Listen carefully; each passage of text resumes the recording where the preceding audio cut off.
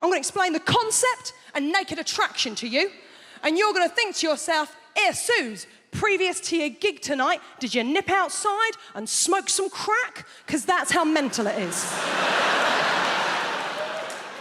Right, Emma, a girl walks out on stage, she's like, I'm looking for a boyfriend. And the host goes, brilliant, we've got 6 naked men in tubes behind. Then the host says to the girl, what are you looking for? And the girl will always do the same thing. She'll go, oh my God, you've really put me on the spot. And you think, no, you chose to come on this show, moron. She goes, well, I guess I'm looking for a boyfriend, but also a friend. I really like going to European city breaks, maybe someone that likes travel. And I really like music gigs as well, so maybe someone that likes music. And I guess if I'm being really honest, what I'm looking for is love. And the host goes, brilliant, let's see if you can find love by judging dongs, okay?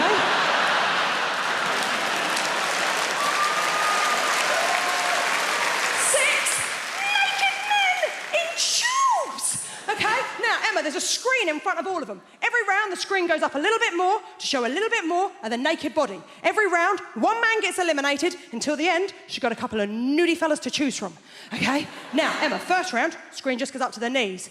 There's always one bloke who's got really rough feet, really rough, like he was an extra in The Hobbit, and he just never took the feet off afterwards, right? Now, she clearly looked at them feet and thought, well, them trotters ain't coming home with me, right? And you think, well, that's the end for him. Not the end, they don't shoot him. You think it's the end of the show for him, but it's not. It's not the end of the show, because he then has the indignity of the screen going the whole way up, so you see his penis and his face. Then he has the most awkward moment in television where he steps out of his tube, walks over to her and gives her the most uncomfortable hug you have ever seen. Well, you can tell all he is thinking is, don't touch the lady with your dick. Whatever you do, don't touch the stranger with your dick. And then his sad little ass walks off stage. Now,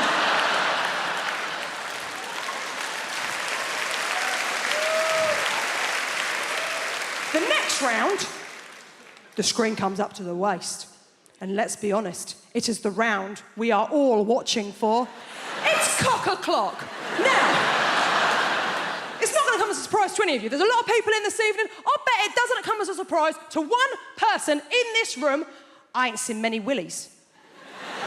I ain't seen many of them. I ain't seen many willies. I'm not a connoisseur when it comes to willies. I was straight for a month when I was 18. I don't have the wrists, okay? But even to me, even to the untrained eye, there was one that I was like, oh, there's something up with him. There was something just not quite right about it. They're not meant to have a corner, are they? Halfway through, it had like a proper corner. Now, she clearly looked at that one and went, ooh. She can't do that, can she? She's got to go work on Monday. She don't look like a bitch on TV. So instead, she has to do a little lie. Emma, see if you can see where she went wrong. She went, I'm going to have to get rid of number 4. Colonel Weird Dick. I'm going to have to get rid of number 4 because the way that he's standing, he doesn't really look like a very confident guy. And I'm only really attracted to really confident guys. And I thought, he has his penis out on television. How much more confident would you like this twat to be?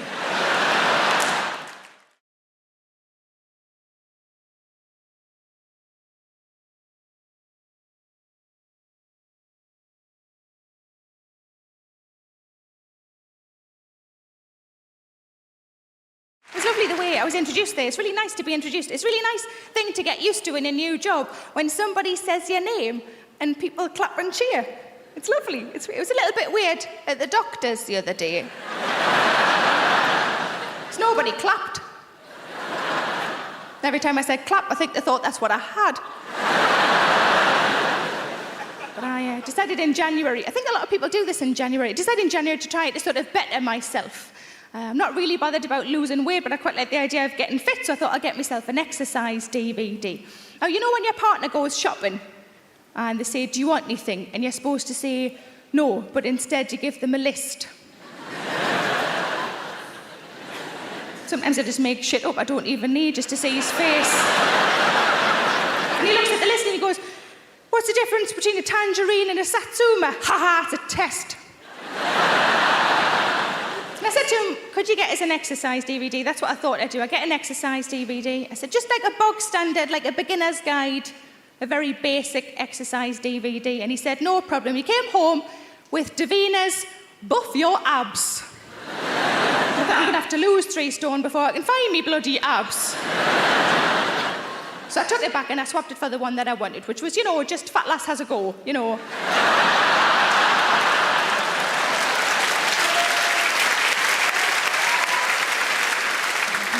Or the sequel, Fat Lass Tries Again. And I watched the first few minutes, and you know how it's always a celebrity and a trainer, isn't it? Because a celebrity sells the DVDs and the trainer knows what they're doing. And in the first few minutes, they were both laughing at nothing. It was very unnerving. And the trainer said to the celebrity, "Why don't you tell the viewers at home what weight you were when you started this regime?" The celebrity went, "When I started this regime, I was 10 stone.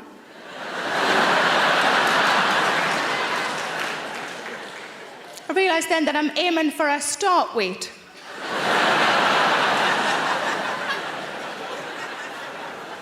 But I like to eat. Is that so bad? I like to eat. Sometimes I think I've got a tapeworm, but that it's just full. But I'm trying to eat more healthily. I had an apple the other day. Thank you. I put it in my handbag on an optimistic Monday. And by the Thursday, there weren't any Kit Kats left. And I was starving. I thought, I'm going to have to find it. So I looked around in my handbag. And I found it. It was prematurely bruised and battered. It had pen on it.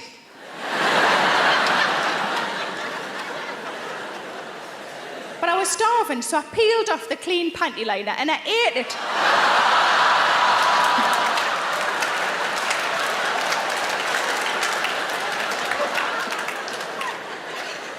And it was all right. It was all right. It really reminded me of something I'd had years ago that I liked, and I was like, what does it remind me of? I can't remember. Toffee apples.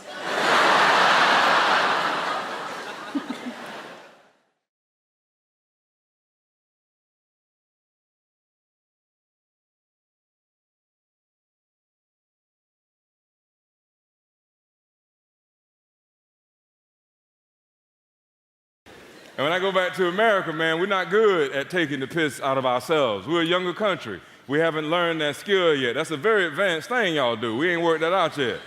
In America, we used to feeling one emotion at a time, And just, we get mixed up like that. It's just, in America, too, we love catchphrases. We love slogans. We love stuff like that. And we found a way for justification to sound like empowerment. That's right. We have phrases like, be true to yourself, follow your heart, follow your dream. There was a movie a few years ago called Batman Begins, and it had one of them catchphrases, and Americans loved it. To conquer fear, you must become fear. Well, how the hell you do that? And it's just a way for Batman to justify being violent. I could take that same phrase and justify whatever I want. If I gain too much weight, I can justify it by going, to conquer fat, you must become fat.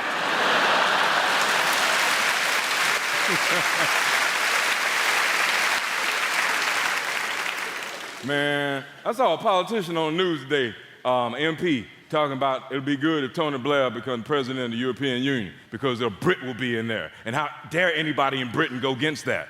Well, how about the best man for the job? How about that?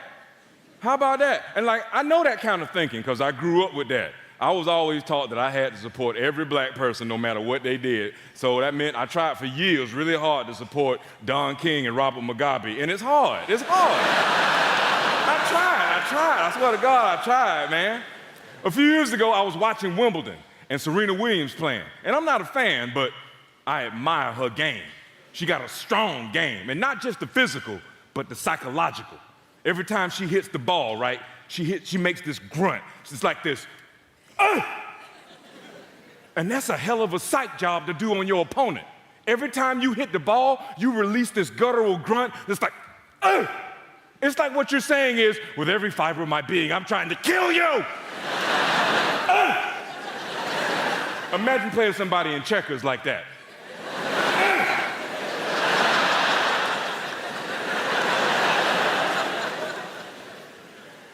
A couple of years ago, I was watching Serena Williams play, and I was with one of my buddies, black dude, and she was doing the whole, and he leans over and he says, "You know that grunt she does?" I said, "Yeah. What she's actually doing is releasing 200 years of black American anger." For real? He said, "Black American anger is one of the most potent angers in the world. And that's why she hits the ball so hard, and that's why she be whooping them white girls like that." I was like, "Oh, okay." So a couple of weeks later, after this Russian girl beat her, I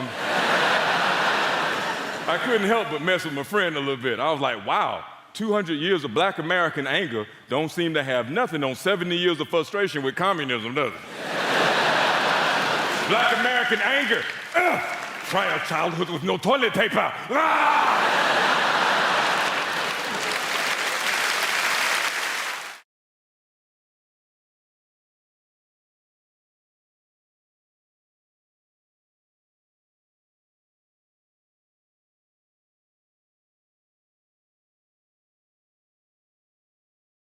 But I got Sky TV now, which is excellent. You can pause live TV, just pause it. The people at home now can just pause it, and it's a perfect pause. Not the old sort of 1980s VHS pause. That was a very different story, wasn't it?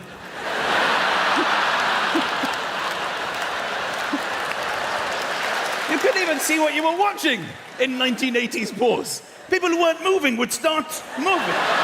Wasn't even moving in this scene. People in paintings would come to life. I'm in a painting! But then once you pause it, it's quite exciting because you can watch it back at like ×2 or ×6 or ×12 or ×30, which makes boring programs quite entertaining. Like at the tennis, you can forward the changeovers. Watching Andy Murray eating a banana in ×12 is quite exciting. I watched Deal or No Deal in ×30. It really whizzes along.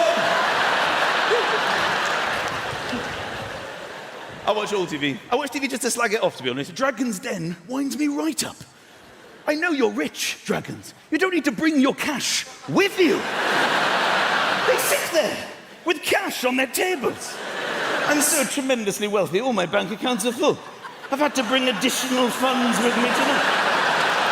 What about you, Theopathetus? Have you got money on your table? Oh, I'm completely loaded. I've thrown money up onto my table, that's every time. What about you two dragons? Oh yes, you've got a lot of cash here. All right, bring in the first poor person, let's see what they've got. They come in trembling. Hello, dragons. Please, can I have some cash for the ideas in my brain? I feel sick just looking at poor people. Look at the state of her clothing. For that reason, I'm out. What about you, Theopathetus? Are you out? I will be out, but I'm going to humiliate the bitch for 15 minutes. Then I will declare that I too am out. I'd like to go on Dragon's Den with a shotgun. Just stand there, pointing it at each of them individually, till one of them goes, so what's your idea? Quite simple, put that cash in this bag, all right? You get no equity. I like some TV. I watch it till the bitter end, literally like the early hours of the morning, till the signing zone, the death zone. That's when you know it's probably time for bed, you know? And there's somebody in the corner whining. You feel a bit like, this isn't really for me. They almost look at you like, come on, you could have watched this in the day. It's probably bedtime for you. Deaf people have been asleep all day to stay up for this. Have some respect. I like it when there's no dialogue in the show and they watch TV with you.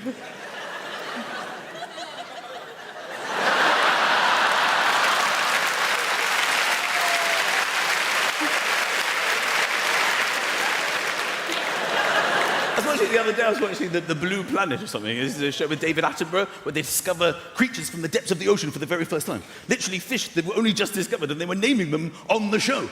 So he was going, here we have the newly discovered Diplodocus. And the signing guy was going...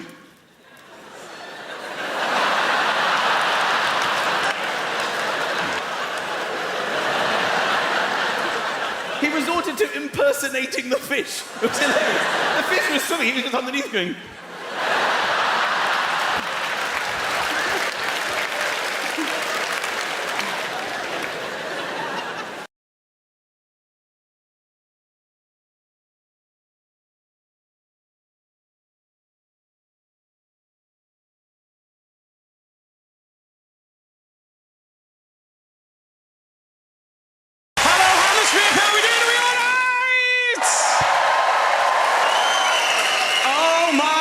This is dream come true stuff. I'm so excited to be here, ladies and gentlemen.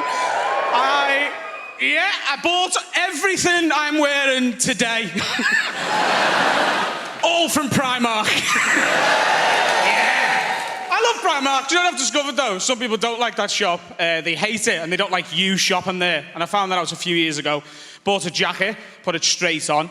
Went to meet my friend for a drink. She's sitting with all of her friends. And I know these people quite well, but I still call them her friends because I don't like them. We get about 5 minutes in. One of them's like, Adam, where's your jacket from? I said, it's from Primark. It's great, isn't it? £6. And this girl made a noise that I'd never heard come from a human before. She sounded like a cow having a stroke. She went, Mah. I said, do you want an ambulance or a vet? How can I help you? She said, no, I'm offended. I said, oh my God, I never mean to offend anyone. I'm very sorry. How have I done that? How have I offended you? She said, because, Adam, you shouldn't shop at Primark. The prices are so low, it means that somebody in the third world is being exploited. I said, what, Coventry? She said, it's not funny, Mr. Funny Man, okay? People in the third world being exploited making these things. They're on about 11 pence an hour. How do you feel about that? I was like, look, I know what you're saying. But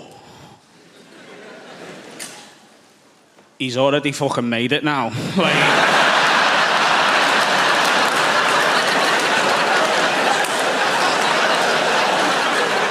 it's already a jacket. It's not going to go back to being cotton if I don't buy the thing. I'm going to have a nice jacket and you have a chill out and we'll have a nice night. How about that? She's one of these people who's just desperate to be upset by anything you say or do. I gave some homeless guy some money that night on the little pub crawl we did. She goes, oh my God. I said, what? What have I done now, Wendy? What's wrong with this? No, there's nothing wrong with helping these people, but you shouldn't give them money. You should buy them food. I went, right, well, I think he wants cider, so... Maybe you're right, maybe I'm wrong. I'm not saying I'm right, I'm saying I think he wants cider, and that's why I gave him money, and he can go and buy whatever he wants with it. Don't take the choice away from him, Wendy. That's patronising, and that's offensive. You wouldn't like it, would you? No, you wouldn't. No, you wouldn't. It's my round in the next bar. How are you going to feel if I come back with a pint for me and a tuna butty for you? You're going to be happy?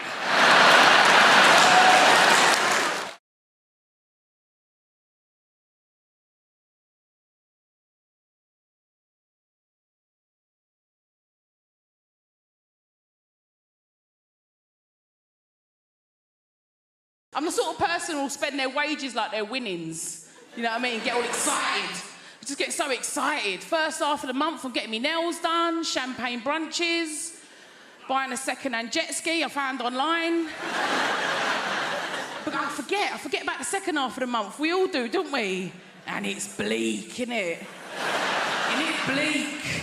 Just indoors, watching telly, eating beans. On a jet ski. It's... embarrass myself, I do. I love it, I love shopping, I love it. People save money a lot, they're not me. I love shopping. It's the pop-up ads. They know me. They know me. I don't even resent it. Oversized smock midi dress with pockets, yes please, I'll have another one of them. Thank you, algorithms, love it, thank you. Because they're all watching us, innit? They're all watching what we're doing, listening to what we're doing. People don't like it, I don't mind it. I use it to my advantage. I'm like, I need a shed at the minute. I'm like 6x4, pre-treated timber.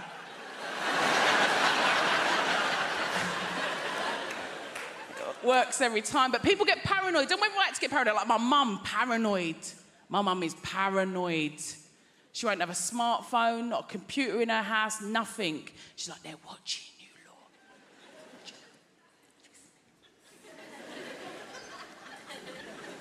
I said, it don't matter, does it, Mum? I said, it don't matter if you ain't got anything to hide. Do you know what my 73-year-old mother said to that? I have. I thought, slow down, top girl. Say nothing, say nothing. Nutter. She's right, of course she's right. You had to do what you had to do to get through lockdown, that's what I say. Do you know what I mean? People were stockpiling. I've got 3 kids. There was no such thing as stockpiling with 3 kids, let me tell you that. Every other day I was going out for more Jack Daniels. I don't know. It's got to be done though, innit? And do you know what it is? Now we've all got all our freedoms, I'm worried about myself because I feel like nothing's actually as fun as you think it's going to be. Maybe it's me. There's a lot of stuff I don't get, like Brighton and tapas. Maybe it is me. But I feel like other people are pretending to have fun. Do you know what I mean? Spa days. Do you like spa day? I don't think you do. Brunches. Girls, how have we signed up to 50 quid brunches? How has that become a thing, a standard? When did that happen? Not even birthdays. It's mad. I'd rather get drunk with my own scrambled eggs. Do you know what I mean? Holidays? You bothered about a holiday? No, I'm not. Again, I think you like the idea of a holiday. Do you know what I mean? I like looking for them, booking them, actually doing them. Hard work, I think. It's true though, isn't it? Do you know what? I think I would genuinely rather be hospitalised. Can you imagine? Food, drink, drugs brought straight to your bed. That costs hundreds in Ibiza, hundreds. I'd start clapping for the NHS again, I would. I love it.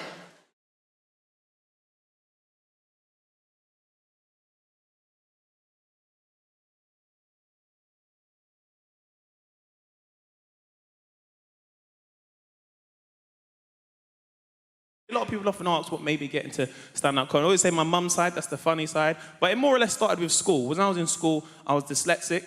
I can hear the thoughts in the room right now. Oh my God, he's dyslexic. He can't play Scrabble. Oh my gosh. I think where comedy started for me, because I was a bit of a class clown, you know, and the thing is when you're dyslexic, it's not that you can't read or you can't write. For every child, it's always different. For myself, it was always my concentration would affect my education. Like, let's say, for example, I'm talking, let's say me and you are friends, bro. We're not being destructive, though, to the class. But everybody in this room remembers that one particular old teacher. She's like 172 or some stuff like that, yeah? And do you remember when she'd catch you talking and make a big meal out of it? So we're having a small conversation, then she'd notice me, particularly me, talking,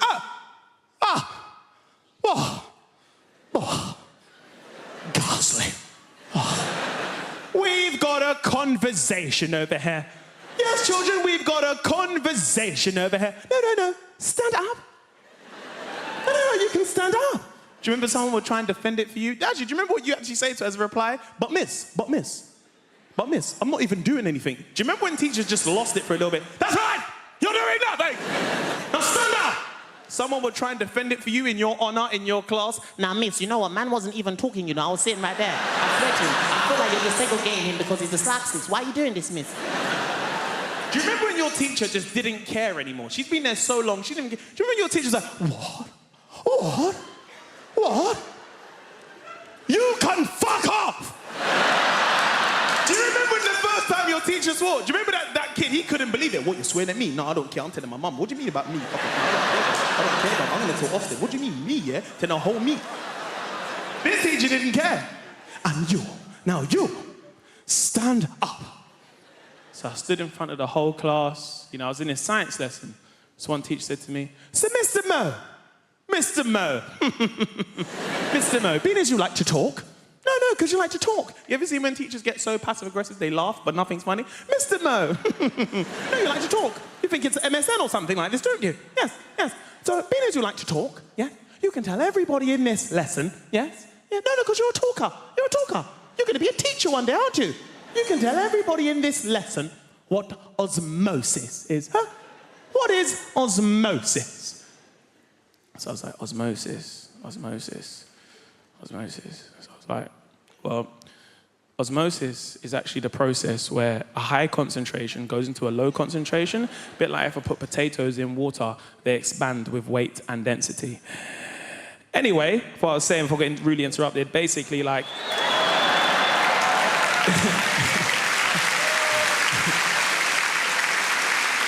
This old teacher lost her mind. Do you remember the teacher got so angry they start shaking, but they shake so much their turkey neck would shake at the same time? Do you remember that teacher? How dare you? How dare you in my lesson on the day of the Sabbath? The Sabbath? The Sabbath? It's Orange Wednesdays. What's this Sabbath thing about? What's that? How can I get involved with that stuff? Do you know what? Get out right now. You can get out right now.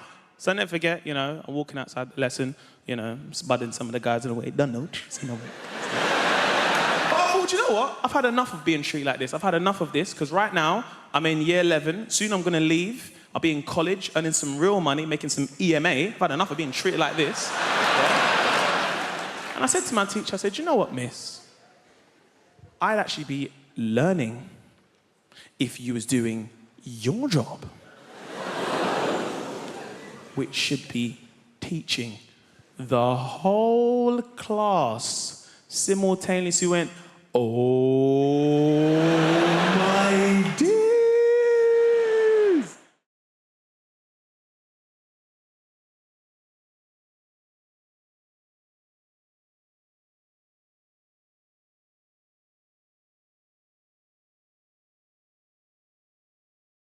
But as much as you want to save animals, I'm pretty sure you're not going to do it by buying cosmetics. Pretty sure you can't walk into the body shop and buy some burdock root peppermint oil foot scrub, and some little badger somewhere in Scotland is going to go, wow, I feel a whole lot better about my life right now. Somebody's buying that burdock root peppermint oil foot scrub. I don't see the point in testing cosmetics on rabbits anyway, because they're already cute. Slather some lip gloss and eyeliner all over them. Now they're all gussied up like some $3 whore. There's no dignity in that for a rabbit whatsoever. You want to test out cosmetics? Test them out on big game, because they stink. Get up under a hippopotamus there and get some roll-on deodorant under his armpit. See how fresh and self-assured he stays all day, huh? Little lip gloss on a beaver. Real beaver. Stay with me, fella. Real beaver. Right? Dam-building, log-eating beaver. If he's charged through 60 logs and he's still wearing that lip gloss, that's some damn good lip gloss right there, ladies and gentlemen. You know this whole thing about, you ever meet someone famous and you tell your friends, and then they say, well, what was he like? Because all they really want to hear is that he was a prick. That's why they like to say Tom Cruise is the nicest guy in Hollywood. And I always think, well, if I was making $8 million a film, I'd be nice too. Jesus Christ. But I'm not sure he is that nice. Because I always read these articles about how he's so insular and he's into his Scientology, and he, stays at a hotel, won't make eye contact with anyone in the hotel because he doesn't want to talk about the plots to his new films. Apparently, as if staring Tom Cruise in the face, he would just crack under pressure. What are you staring at? Hey, you want to hear about my new film? You ever seen a Tom Cruise film like he couldn't figure out the plot in about 18 seconds? Oh, Christ. He's a cocktail maker. He's a pretty good cocktail maker, too. Till he has a crisis of confidence and can't make cocktails anymore. Then he meets a good-looking woman who talks him into being a better cocktail maker. A riveting piece of cinema that was. Then he's a race car driver. Pretty good race car driver, too. Till he has a crisis of confidence. Can't race cars anymore. Then he meets a good-looking woman who talks him into being a better race car driver. Then he's a jet pilot. Some of you are starting to see a pattern emerge here. Pretty good jet pilot? Yes, he was. Until he had a crisis of confidence, couldn't fly jets anymore. Then I believe he met a good-looking woman who talked him into being a better jet pilot. Then he was a sports agent. Then he was the brother of a retarded guy. And he was a pretty good brother of a retarded guy until he had a crisis of confidence and wasn't so sure he was such a good brother of a retarded guy. And then he met a good-looking woman who talked him into being a better brother of a retarded guy. Then he was some kind of, I don't know what he's in now, War of the Worlds. Maybe he fights the world. And you know what? I bet he's a pretty good world fighter. But at some point, he'll probably have a crisis of confidence. You're gonna meet a good-looking woman who convinces him it's okay to fight the world. Could be a Scrabble player for all I care. He's a pretty good Scrabble player. Till he draws all vowels. Has a crisis of consonants. And he meets a lovely Welsh woman who teaches him a lot of words he's never heard before. I just don't know how to relax. A friend of mine, when he wants to relax, he listens to whale song. You know those tapes of whales singing? They go, I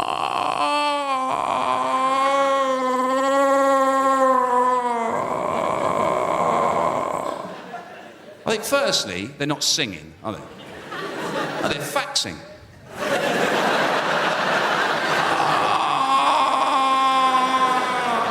Really long fax. Like the one I asked my brother to send me. That time I ran out of toilet paper. Shops were shut.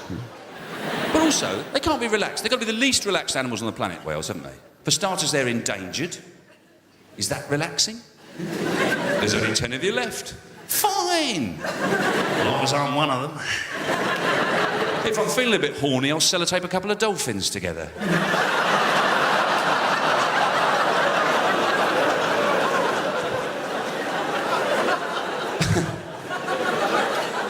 But not only are they endangered, they're the biggest animals on the planet, whales, aren't they? They're enormous. Me doing that doesn't really get across how big they are.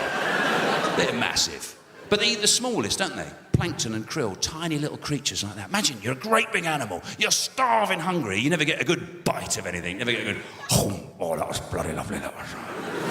No, just all day long shoving tiny bits of food in the side of your mouth. Oh, I'm sick of these stupid little things. Oh. I like to think of it as Jeff Capes living on hundreds and thousands.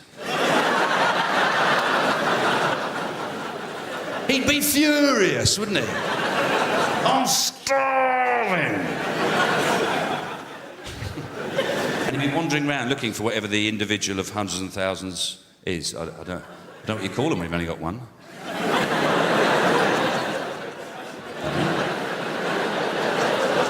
You wouldn't call it a hundreds and thousand, would you? That's far too long a word for something that insignificant. Maybe they call it a one. And then maybe we've got two of them. You've got two ones. That's confusing, isn't it? Because they can't have always had hundreds and thousands of them. Surely in the early days, when they first started making them, they must have made a few, see what they were like. I mean, that's not good business sense, is it? You've got a new product, you don't just make hundreds of thousands! We're gonna be rich! Oh, you make a few more. I don't know. It's a mystery. In America, they don't call them hundreds and thousands, actually. They don't call them that. They call them sprinkles.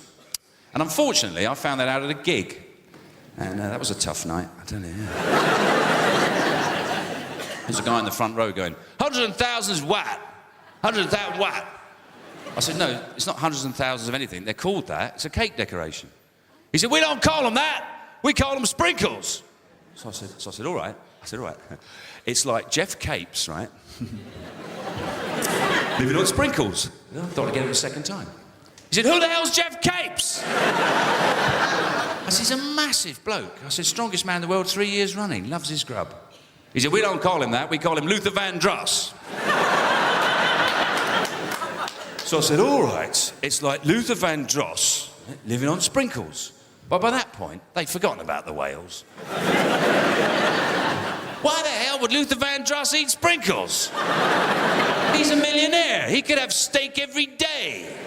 You saying he's too dumb to go and find his own food? He's got to go around eating little bits of cakes? Are you racist, buddy? Is that your problem? So I just did a couple of knob gags and got off. There's other younger people in the room, right? You know what I mean. You have only ever known a time in your life when you're trying not to get pregnant or trying not to get somebody else pregnant. And I don't want to blow my own trumpet, but on both accounts, I fucking smashed it. I think it comes down to skill set at the end of the day, doesn't it?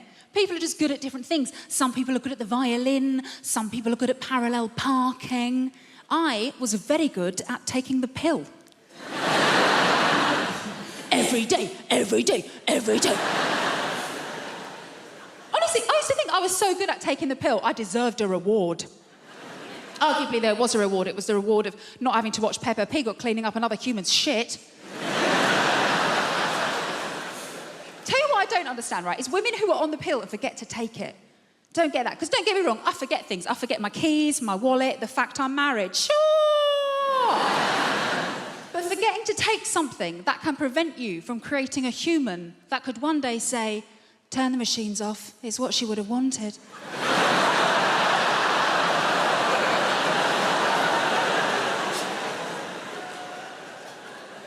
I'm going to remember that one, thank you. Obviously, it does happen, though. Women forget to take the pill, they get knocked up. Happened to a girl I used to work with, actually, when I used to work in an office, right? And we were chatting about it one day. She was so blasé. We're in the kitchen. She's just standing there rubbing her belly like, well, the thing is, I've just got really bad memory. I was thinking, that's funny, because every day without fail, you remember to steal my milk. Maybe if you'd strapped your packet of microgynon to my semi-skimmed... Stephen in accounts wouldn't be telling everyone how you trapped him.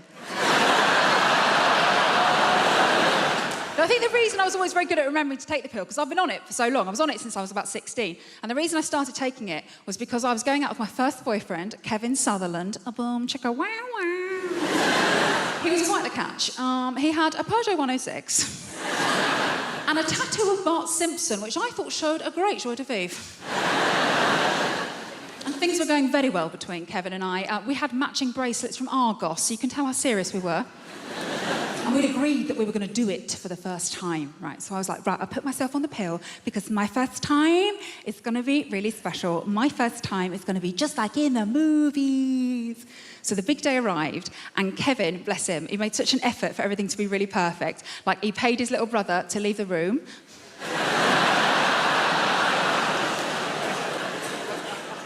To this day, the most romantic thing a man has ever done for me. And he made a mix CD of all of our favourite romantic songs. You know, like Boom, Boom, Boom, Let Me Hear You Say Wayo. And as we lay down on his single bed, with his Liverpool FC duvet cover on it, the scent of Lynx Africa heavy in the air.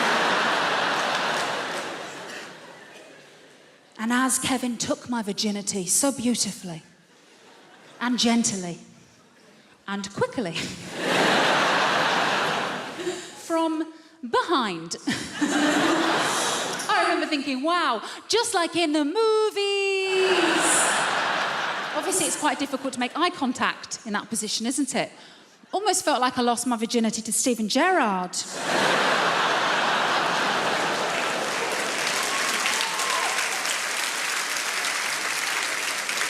I'll never walk alone. I never will. So I came to Britain in the early 80s. We were refugees long before it became fashionable. But my favourite immigrants are Polish people because they've properly confused old-fashioned racists. Have you seen them? They don't know what to do. What do we do? What do we say? They're immigrants, but they're white.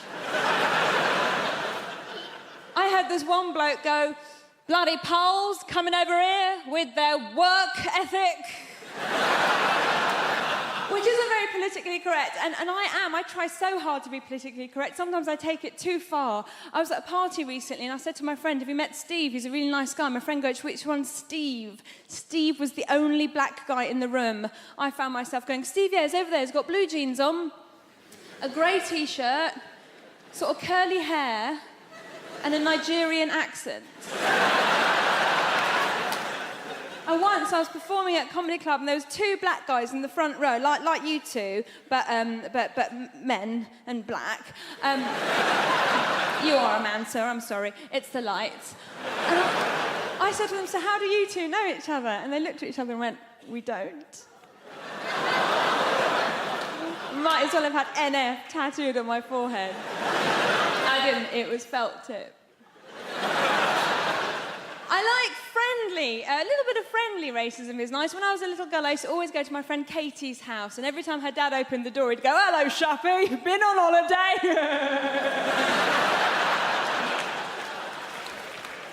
So, I have a little boy, I have a baby boy, I'm a mum, and I'm looking at you, some of you are so young, I could be your mummy if I lived somewhere rural. Like a lot of women, I got to my 30s and I thought, I've got to have a baby now. Why, my mum's still young enough to look after it for me. And I went to all the antenatal classes, and this woman came up to me, one of the other mums goes, "Oh, how are you planning on losing your baby weight?" And I was like, "Well, I was just thinking of having the child."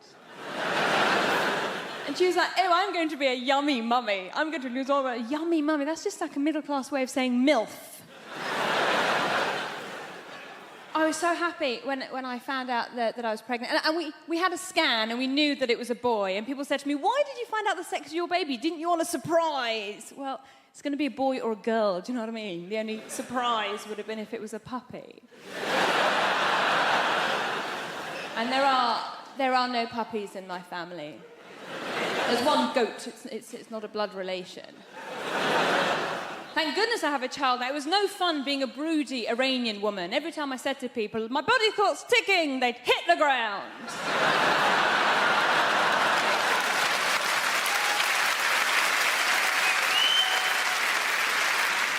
So with all that going on, when I did find out I was pregnant, I was so delighted. I thought, I am going to fill this child's life up with love and hope and understanding. My husband's reaction was slightly different. He walked around going, "Woohoo! My soldier's worked!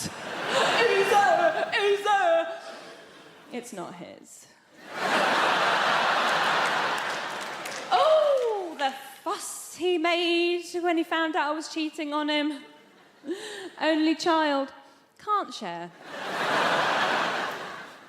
My husband's English, he's from Nottingham, and a lot of people ask me if my husband's Iranian. And I go, well, he's not, he's English, but he's planning to convert. His family are absolutely lovely, and when they first met me, they kept going, "Oh, Shappy's so exotic, she's so exotic," which means foreign, but not in a way that we hate. Put my name in the internet the other day. Oh, I wish I'd never bothered. I'm on a website, 20 celebrities I'd like to punch.com. Madonna, J-Lo, Tom Cruise, and then me.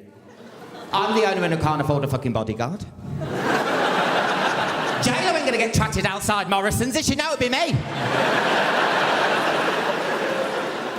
And have you seen me fight? I can't fight. It's a cross between river dance and a doggy paddle. I'm like, yeah.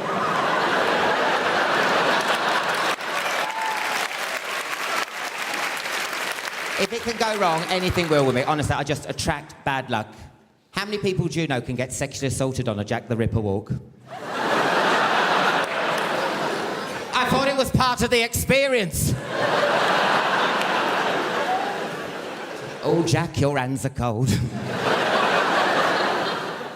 Now, honestly, if you look like a victim, you get treated like a victim, don't you, sir? Yeah. Your life's been shit.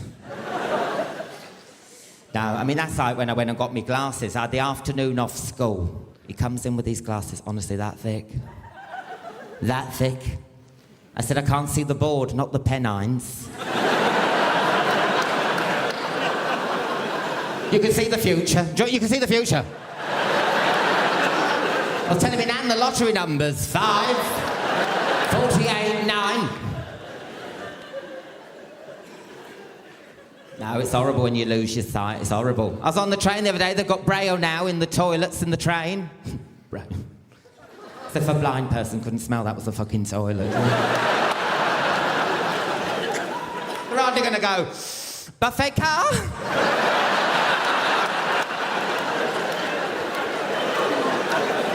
They got a baby changing unit in Braille now. Baby changing unit. Blind person changing a baby on a train in a toilet. What could possibly go wrong?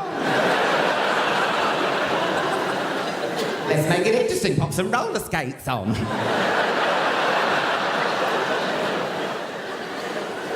My dad's still not pleased that I'm doing this job. Oh, he's not happy.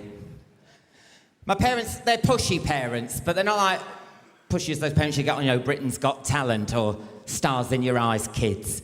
Those parents are too pushy, aren't they? You know, when the door opens and the smoke clears, you can see the parents' foot saying, get on that fucking...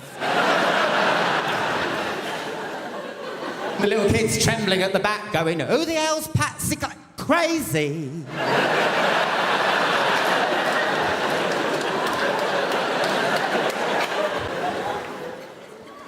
God. The worst thing for me was being picked for the team. That was awful. Do you remember standing in line waiting to get picked? It's like ethnic cleansing, weren't it? All the fit and healthy people at one end. Me and the fat kids. Those kids were fat. One girl had to be cut out of a hula hoop.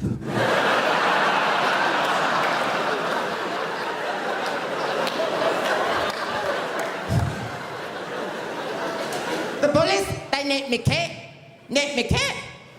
I had to go to Lost Property Box.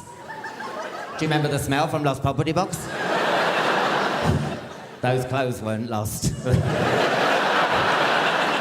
No one loses the clothes in that box. They're just clothes that Africa had sent back. Getting their own back for Harvest Festival. That's what they were doing. Then we had to send food over to Africa. What did my mum send? Pineapple chunks and peach slices. They grow them over there!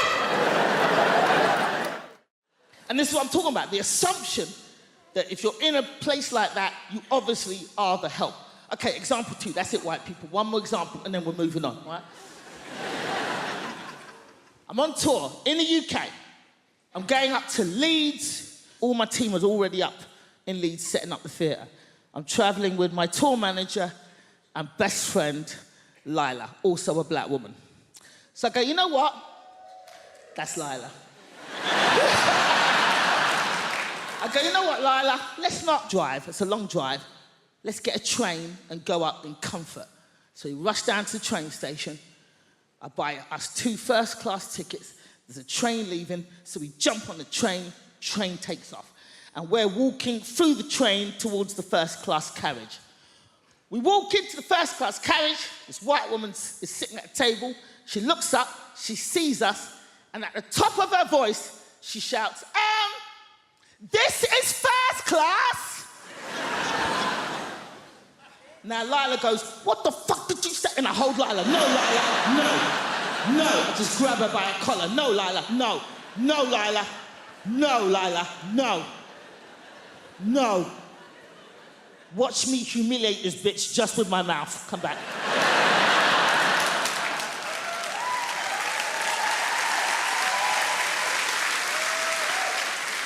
So at the top of my voice, I say, thank you, lady. But what was it about us that made you assume that we didn't belong in the first-class carriage? She starts to fumble. Everybody on the train just kind of leans out from behind their seats.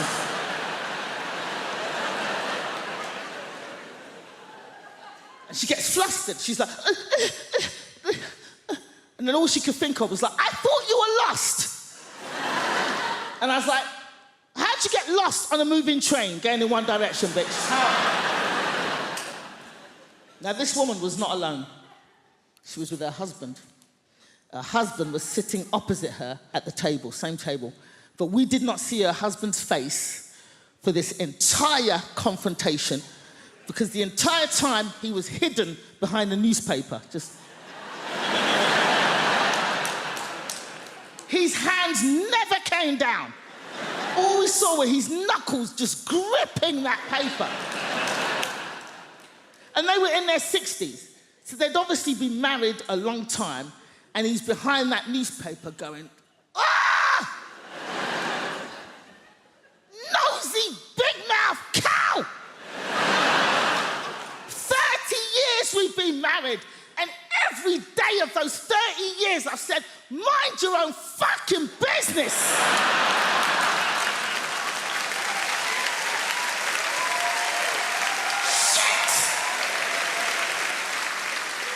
And now we're both gonna get beaten up by these 2 black boys.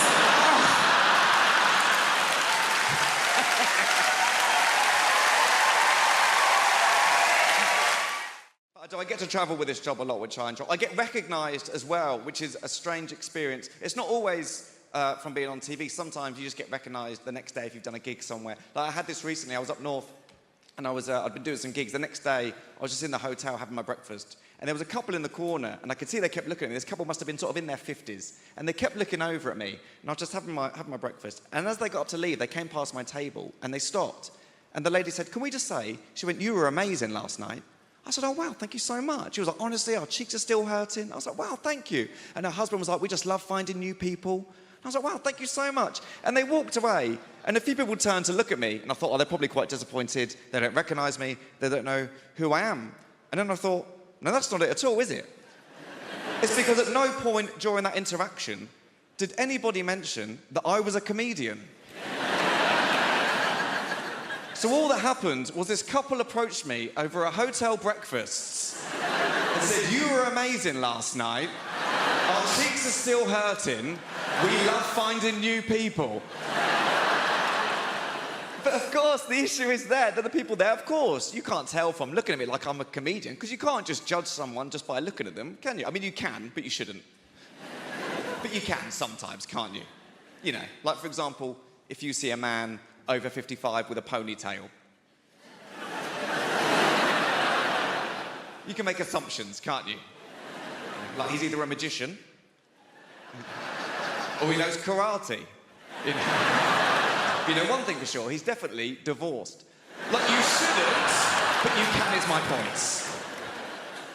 But of course, ultimately you can't, and you can't judge someone just by looking at them. Like, you wouldn't know, for example, you wouldn't know from looking at me that I've got epilepsy, would you?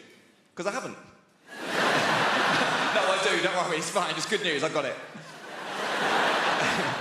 In fact, fun fact for you, I had my first ever seizure during National Epileptic Week. Which was fitting.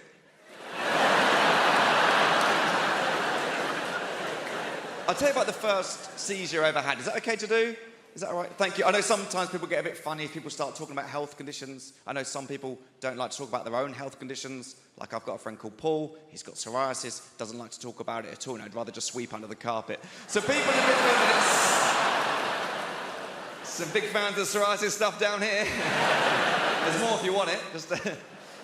Just scratching the surface. But no, we'll move on. It's one condition at a time. Yeah, sorry.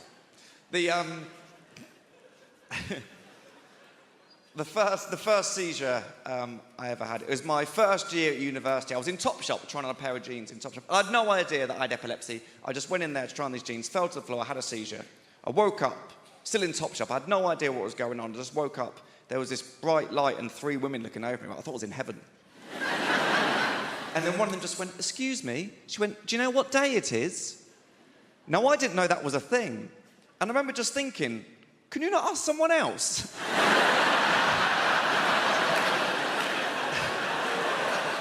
So to me, this woman had just walked into Topshop and just gone, "What day is it?" Oh, that's that guy there on the floor. The one who's bleeding from the mouth and appears to have wet himself in a pair of jeans that he'll be forced to pay for, which is unacceptable. I was glad when they went under.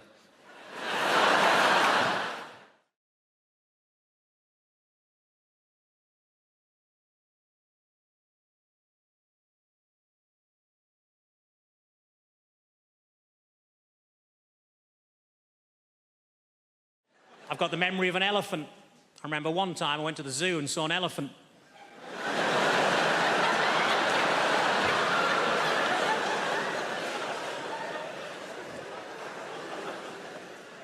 I was disappointed to find that Dunkirk wasn't actually a biography of William Shatner.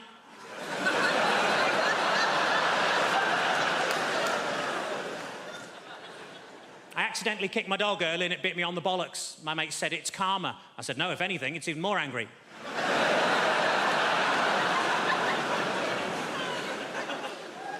I tell you what always catches my eye, short people with umbrellas.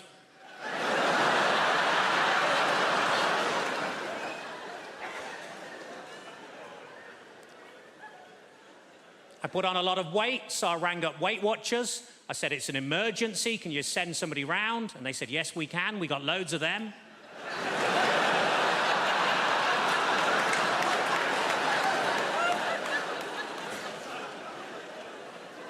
I was actually thrown out of Weight Watchers for making sarcastic comments at the weekly weigh-in.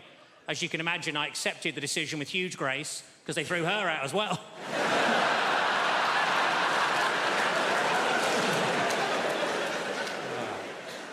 I was watching TV, the announcer said there's a documentary about the clitoris on the red button, but I couldn't find it.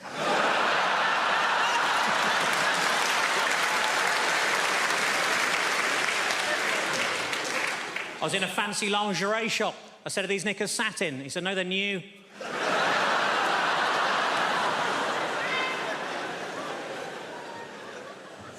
I didn't know what to get my little niece for Christmas, so I asked my sister what she's into. Apparently at the moment she's mad about frozen stuff, so I got her some oven chips and peas. It's been a tough week. I got myself a memory foam mattress and now it's trying to blackmail me.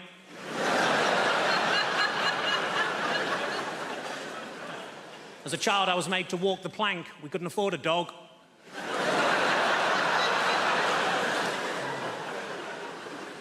I went on a positive thinking course. It was shit. You would be. And it was half empty. The area in a Nando's between the front and back door is called the peri-perineum.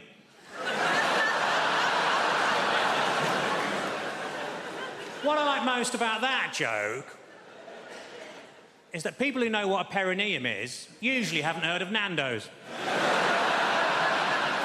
Ironically, there's only a very small overlap between the two.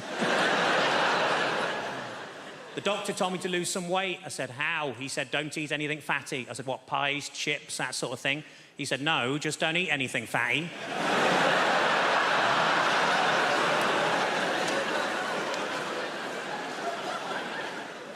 Old lady names are very much back in fashion at the minute, like Lily or Elsie or Rose, and we wanted something like that for our daughter, but we couldn't decide, so in the end we just called her Nan. So we shall grow into it. People ask me all the time, so Rich, how did you end up becoming a comedian? And I always say, why do you say end up, like I made a mistake? Kind of polite conversation you have with a tramp. So, fella, how'd you end up in a skip? The most fantastic job in the world, right? You make people laugh, you, fella, with all that stress on your face. Look at you, sitting in the front row trying to get the jokes before anyone else. How desperate are you for comedy, my friend? Well, you people, Brits, but... Oh, I'm sorry, what? I wasn't expecting a response. Do you work? I'm a student. A student, all right. No more questions, Your Honor. It's very easy. No heavy lifting. Yeah? Why don't you think about being a comedian? What are you studying? History. History. That goes back a long time, doesn't it? Why don't you try American history? A couple hundred years. Boom, you're done. Listen, here's the thing, all right? You just say intelligent things stupidly. That's all there is to being a comedian. Or maybe it's stupid things intelligently. It's not rocket surgery. I'll tell you that right now. I get asked all the time. So I bet you were the class clown. Were you the class clown? Screw you. Why would you suggest I took a childhood disorder and turned it into a career, you prick? No one ever says to a hooker, were you the class whore? I bet you were the class whore, weren't you? Let the mystery be. I love watching Brits snap. That is the greatest thing in the world. When a Brit snaps, you don't even know they've snapped. It's not like Americans who take out 8 or 9 people with a high-powered rifle because they're social animals. Brits snap and you go, 2 hours later thinking, I think that guy snapped while I was talking to him. At that point where he crushed the pint glass with his hand, he was a bit pissed off. That's why when it comes to a war on terror, something we invented, the war on terror, because Brits would never have a war on terrify, because what's not terrifying to Brits? Everything. They just don't show it, right? Brit, you've had giants plucking your daughters out of villages a couple thousand years ago. Look that one up, history boy. It's true. So the basic British reaction to anything terrifying is this.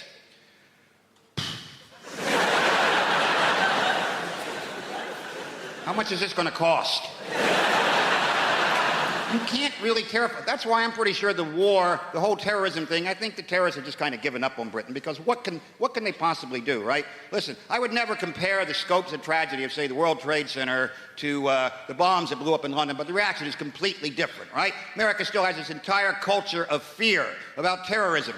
It's basically manifests itself by terror alerts being scrolled across the bottom of the TV screen by color. No explanation whatsoever. Just today's terror alert is orange. Now back to our show. Oh, what the hell was that? What does that mean? Orange, that's hunting accidents, roadworks, right? That's not good. It means be very, very aware of terror. So dwell on it now and then. Whereas in Britain, they blow up the buses in London. Next day, people are back at the bus stop waiting for the bus, right? And complaining about it because they're Brits. Bus is late. I mean, it's late. The one yesterday blew up. Yeah, well, that was yesterday. Today's today. I live in the present and the bus is late. That's why when you watch a Brit snap, right, you got to get really close to them. They'll pick a high street and just corkscrew for a while. That's...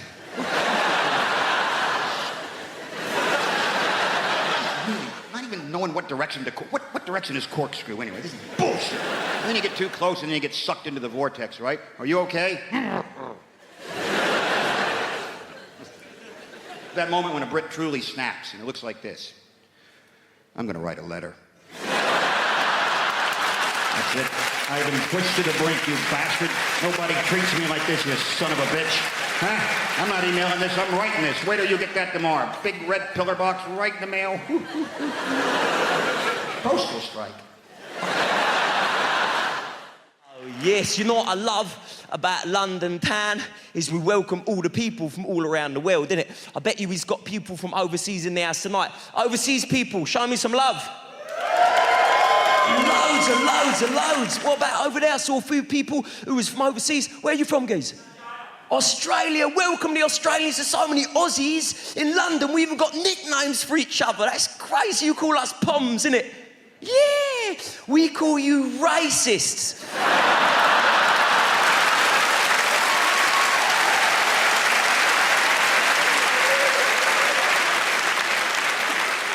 Welcome, you legend, my man. Do you miss it out there, all the beaches and the barbecues and all that? Yeah, probably about time you pissed off home, innit?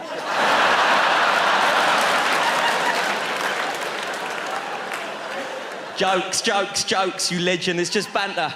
Do you know what I mean? We'll have a drink in the bar afterwards? Yes. Promise you'll serve me first, though.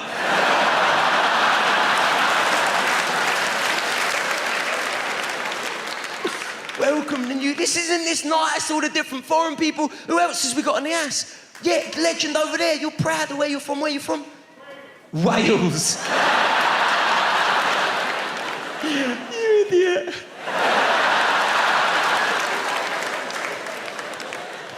They get well wound up when we call them sheep shaggers, innit? Don't know why you don't just stop it, but there you go. Welcome, geese. I've been to Wales. It's a nice place, isn't it? There's even like a time difference, ain't there, which I couldn't believe. Yes, I was in Swansea. They're about 8 years behind.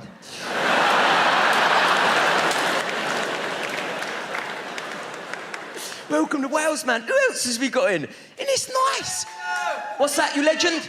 Kenya. Kenya? Oh, welcome, you legend. I've got African relatives of my own. I feel like there's a bond there. I never knew I had African relatives until I got an email out of the blue about 2 weeks ago.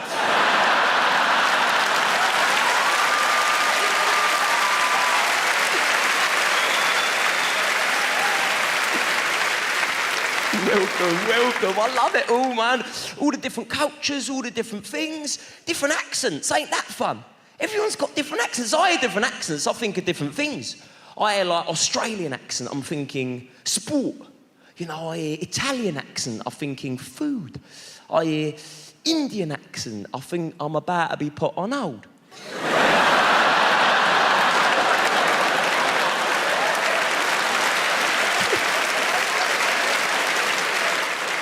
Welcome all of yous, man. Welcome all of yous. Because that's the thing about London, we do welcome ya. You know, come along, have a giggle. I'll say there's only one day every year when we don't welcome the foreigners. And we let all the frustrations on the foreigners out of the system. Just one day every year in London. London's, you know what I'm talking about, innit? That one day every year, we close down all the roads in the centre of London. Thousands of people chase after these 5 Kenyans.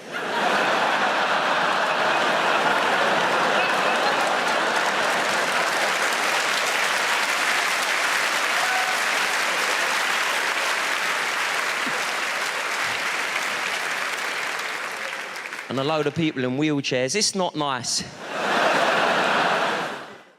hard to be a woman, you know, like a lot of women right now, we're posting naked or almost naked pictures online to show how confident we are. And in all the comments, other women will be like, you are so brave. Well, I really just think that means not a model.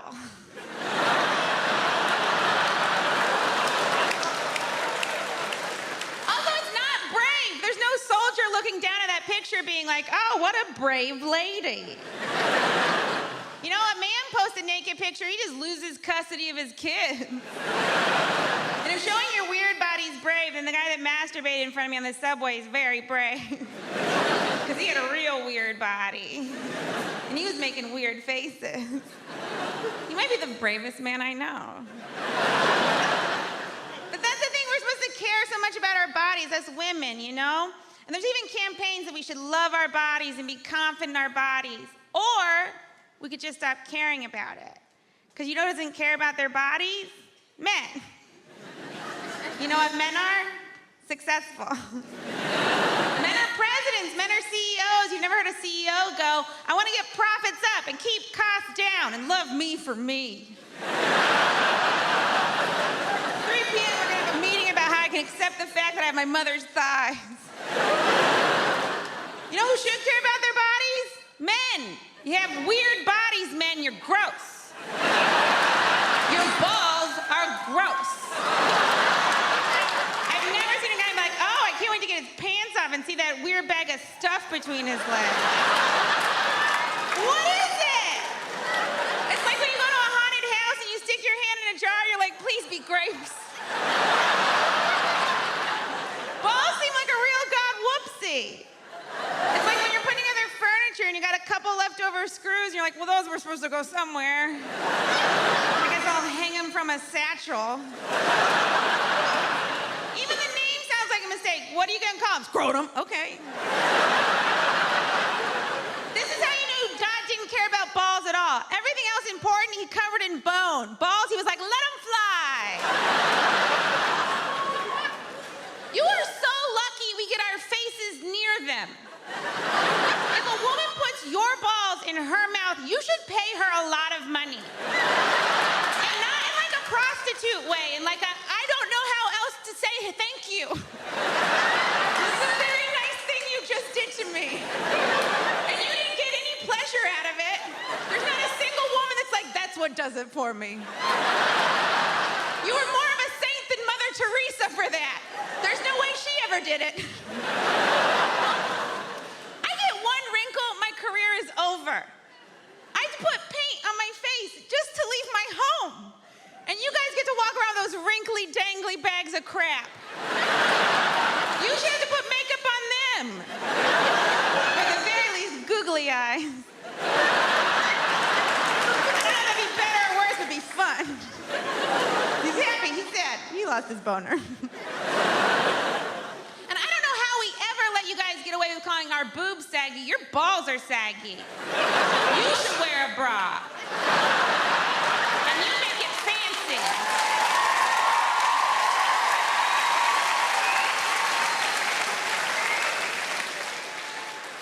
All those women clapping, they meant yours. But I have developed a new hobby. Some of you probably already do this. I've started listening into people's conversations on the bus and the train. It's quite entertaining. And I was listening not long ago to 2 old ladies, and they were talking about what they would do if they were men for a day. And I thought, this is going to be brilliant, because pensioners are, by definition, bonkers. But I went out to lunch with a couple of my friends, and I thought, well, I'll ask them the same question. So my first friend, I said, what would you do if you were a man for a day? Without even thinking, she just went, I'd have a wank. Sounded like she needed to. She sounded awfully tense. But these old ladies, different generation to me and my friends, in their 80s, and one of them just said, Edith, what would you do if you're a man for a day? The other one said, knowing my luck, I'd get a Tuesday. And what can you do on a Tuesday?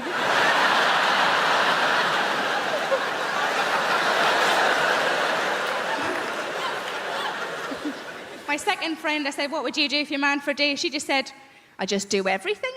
And I thought she meant like in a sexual way. And I said, is that what you mean? Like you just do everything? And I said, is that what you mean? She went, no, just all the little jobs round the house.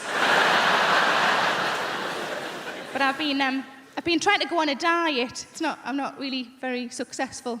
But I find that whenever I go shopping and I can't get into things, you know, when you try clothes on and you're the size you weren't expecting to be, I just come home and I put on a song, and the song is Big Girls Don't Cry. You know the song? There's a couple of versions of it. Big girls don't cry. Such a load of rubbish, that, isn't it? Big girls don't cry. Yeah, they do. Cry because they're fat, cry because they can't get a boyfriend, and they cry because there's no trifle left.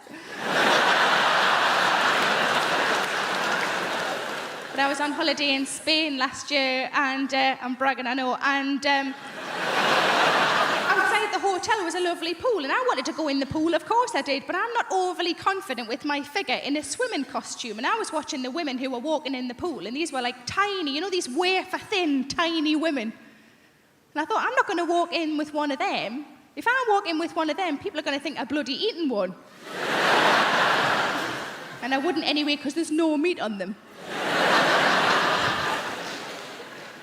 So what I decided to do instead is just to walk in with the children, because kids are all really fat these days, aren't they? If I walk in the same time as a 9-year-old boy who's got bigger tits than me, nobody's looking at me anymore. But like I say, I don't have kids, and most of my friends don't have kids, but I think if you ask any woman who doesn't have kids what would worry them about having kids would always be childbirth. It's quite a reasonable thing to worry about childbirth. From what I understand, it changes you downstairs, doesn't it? It changes you downstairs. I quite like my downstairs the way it is, thanks very much. Certainly don't want a bloody extension.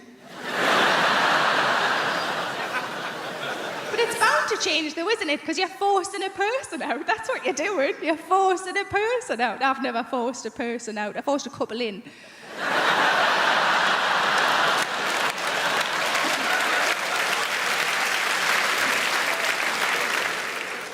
With a shoehorn.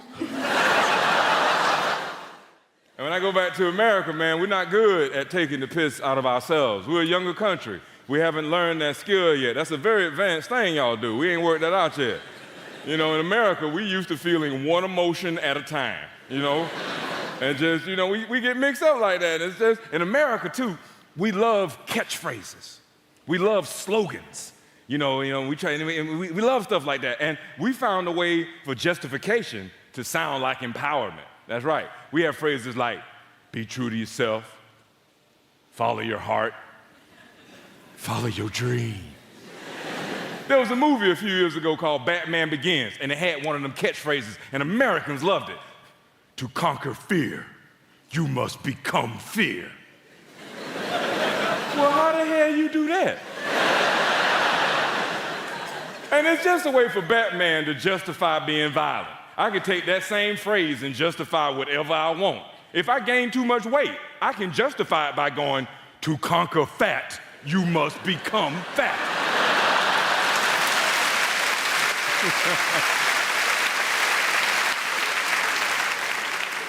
Man, I saw a politician on the news today, MP, talking about it'll be good if Tony Blair becomes president of the European Union because a Brit will be in there. And how dare anybody in Britain go against that? Well, how about the best man for the job? How about that? How about that? And like, I know that kind of thinking because I grew up with that. I was always taught that I had to support every black person no matter what they did. So that meant I tried for years really hard to support Don King and Robert Mugabe. And it's hard. It's hard. I tried. I swear to God, I tried, man. A few years ago, I was watching Wimbledon and Serena Williams playing. And I'm not a fan, but I admire her game. She got a strong game, and not just the physical, but the psychological. Every time she hits the ball, right, she makes this grunt. It's like this, and that's a hell of a psych job to do on your opponent. Every time you hit the ball, you release this guttural grunt that's like, It's like what you're saying is, with every fiber of my being, I'm trying to kill you. Imagine playing somebody in checkers like that.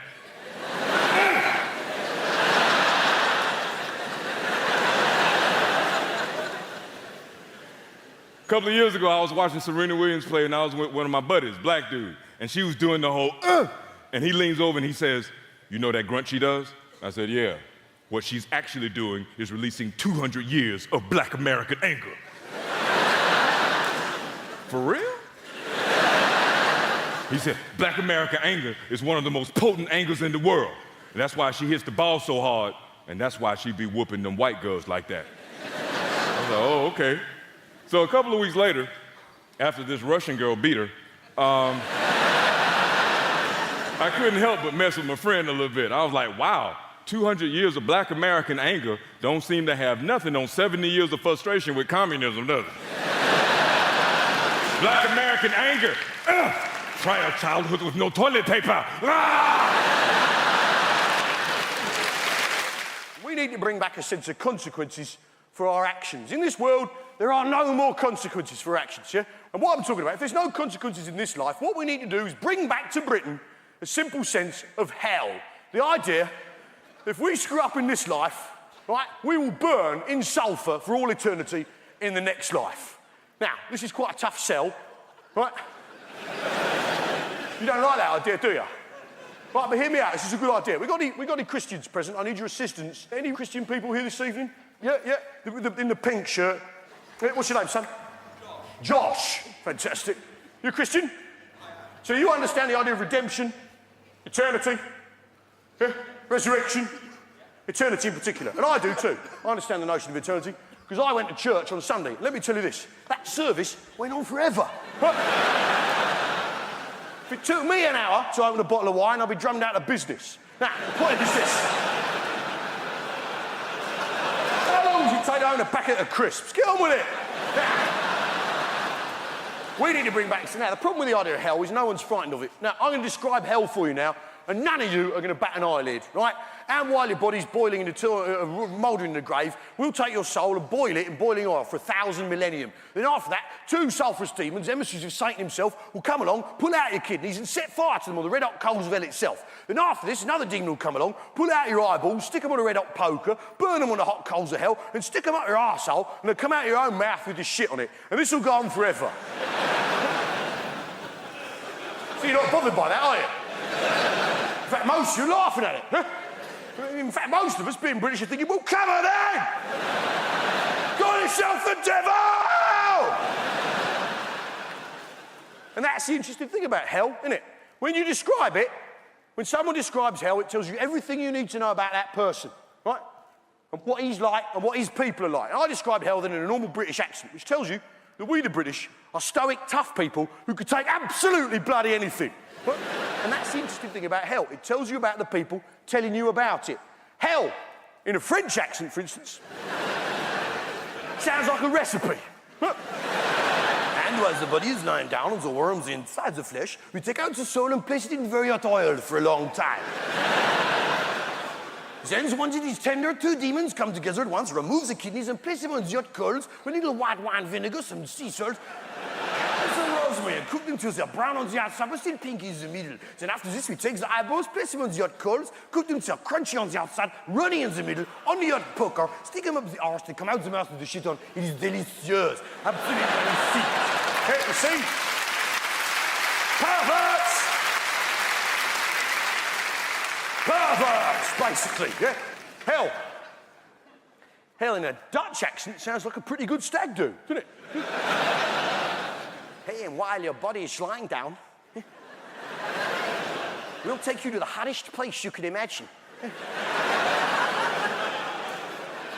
Imagine the hottest place you can go, yeah? Now go even hotter. And 2 demons will come together and rub oil all over your body. 2 demons together. 2 demons together at once, and then you will take out your kidneys. Oh, your hot kidneys. Your hot kidneys. And place the kidneys in a hot place and cook the kidneys till they're hard, until your kidneys are hard. And then take out your eyeballs and stick them in your bum hole. And this will cost you 45 euros. Hey, I mean, really? Sounds like an agreeable weekend. I was such a fat kid. My mother used to buy bathing suits with blowholes in them. It was just... But my parents, I don't want to go into my childhood here because it's wrong. My parents hated me, okay?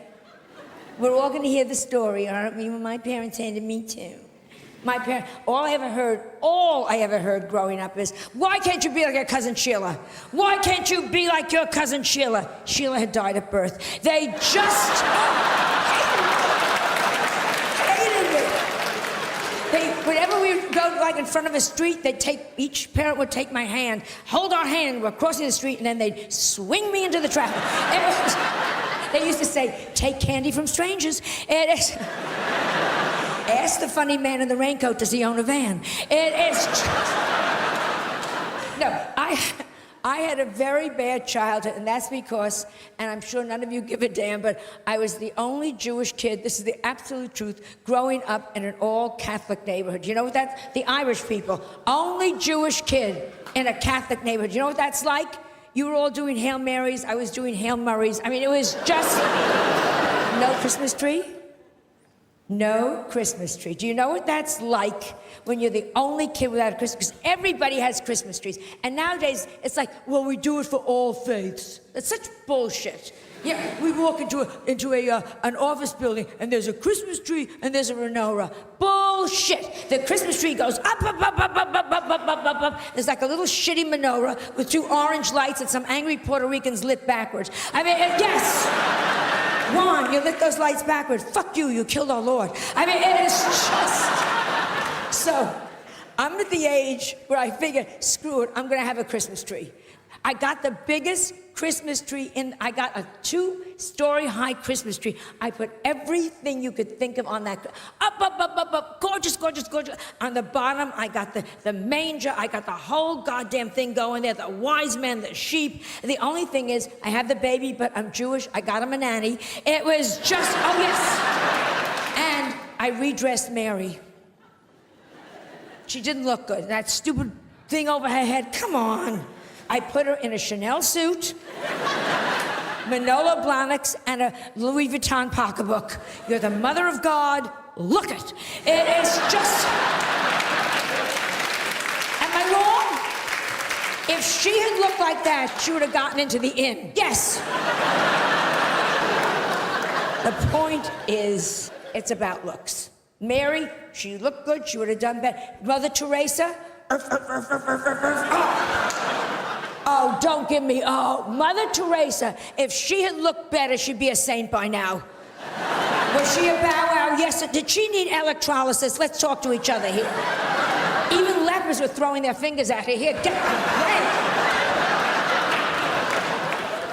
Because it is all about looks. This is my message, Great Britain. This is my message. Looks count. Education, looks count. I have no sex appeal, and it has screwed me up for life. Peeping Toms look in my window, pull down the shade. You have no idea. My gynecologist examines me by telephone. It is just... I have a theory that masturbation is a kind of summoning spell for your own rational mind. Because we're all so driven by hormones and by desire. Sometimes you've got to have a wank to speak to your real self. You have a wank, you go, oh, I should have shagged my ex one last time. I'll text her, I'll meet her, I'll shag her. And then you come and a little voice comes on in your head that goes, yeah, don't do that, mate.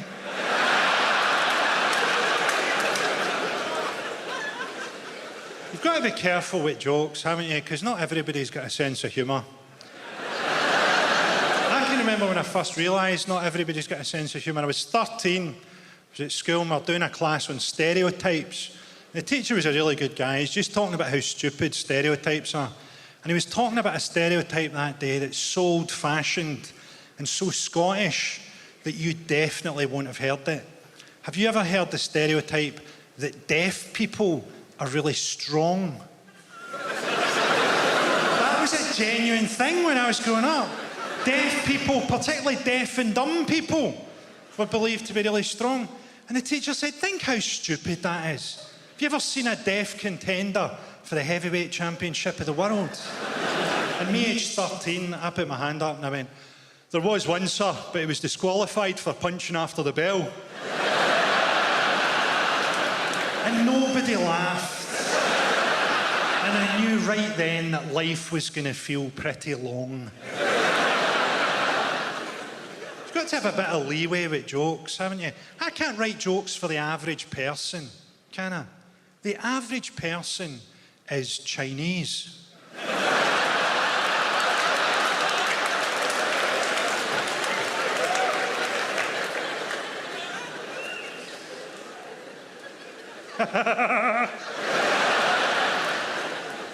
So I'm from Glasgow, a city where people think that hepatitis B is a fucking vitamin.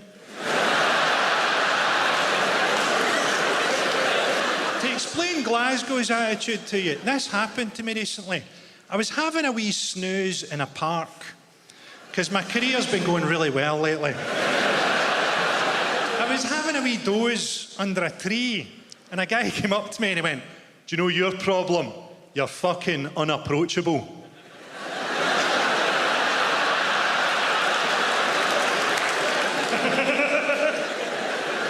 Glasgow's like an entirely negative city. I went to a coffee shop one time. 2 middle-aged women sat across from me, and they started to moan as they sat down about how long they thought the coffee was going to take. So nothing had happened, and they were both angry. And coffee turned up, and the first one takes a sip and goes, "That's not very good, is it?" And the second one takes a sip of hers and goes, "I don't even like coffee." I think English people don't really understand Scottish attitudes. You think that we all just want to see the English football team get beaten. But actually, a lot of us would much rather see the team plane crash into an oil refinery. I enjoyed reading about Sam Allardyce. I didn't realise English football had a corruption problem. I thought the only problems in English football were racism, sexism, homophobia, match-fixing, gambling, sexual assaults, and the failure to perform at major tournaments.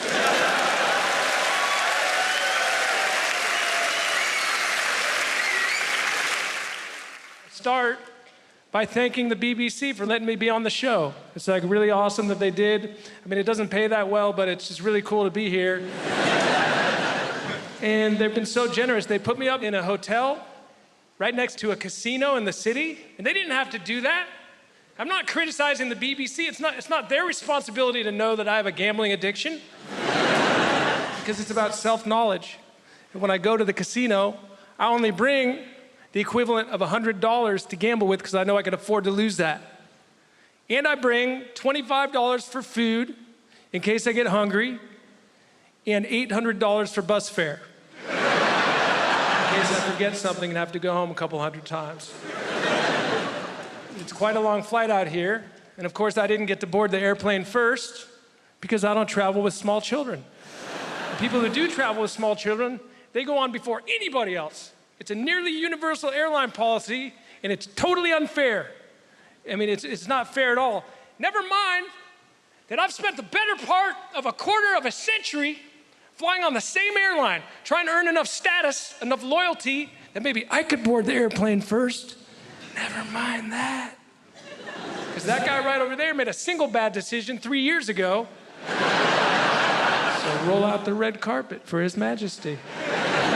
And I'm not having to go at kids or parents. In fact, it's in defense of children.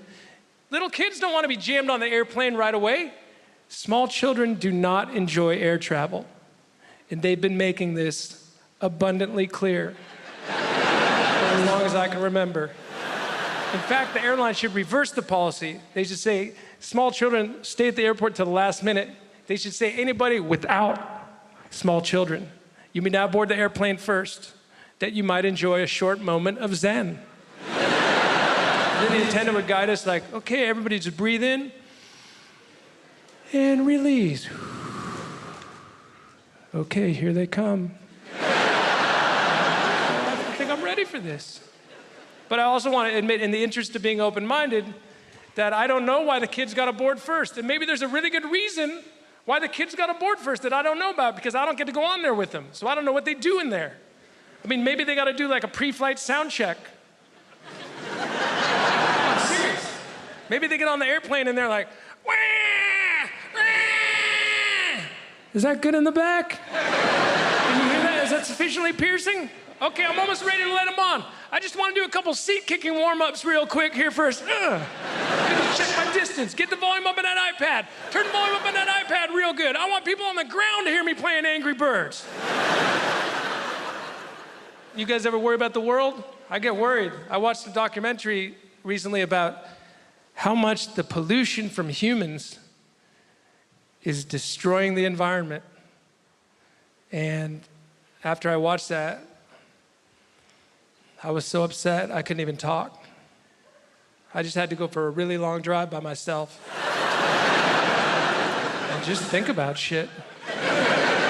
Alone in my Winnebago. Windows down, air conditioning up. A little bit of hairspray, because when I'm looking good, I'm feeling good.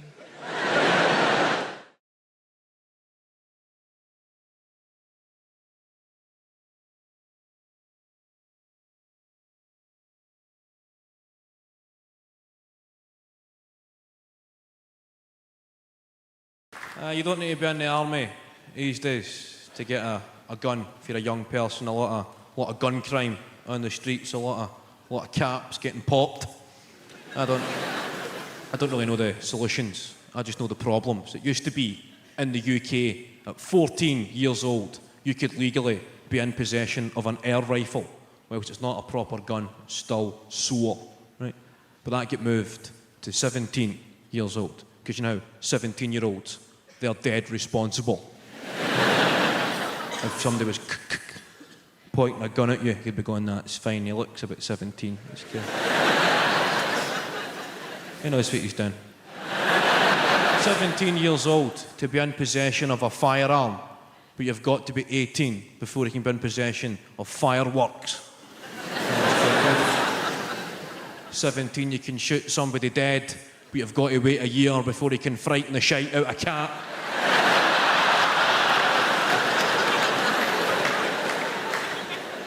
But drugs, I get offered drugs quite a lot in this game. You get offered the usual suspects like ecstasy, speed, and a drug called horse tranquilizer.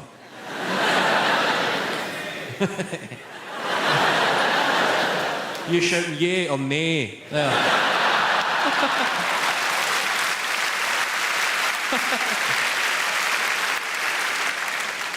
I can understand people who don't know anything about drugs. Maybe trying ecstasy because it sounds quite good. Well, the connotations of the name, ecstasy. You think of states of euphoria and happiness. And then speed is pretty self-explanatory. Then horse tranquilizer. That hardly sounds the most sociable of evenings.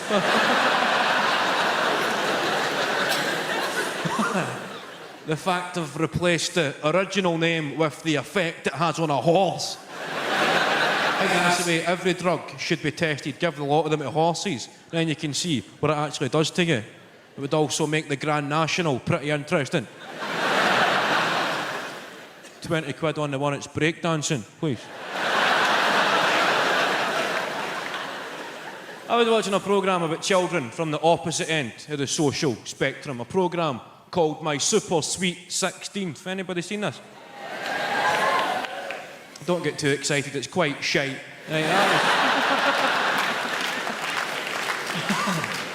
I was watching it about 2 o'clock in the morning when the TV's quite shite. Anybody watch late night telly?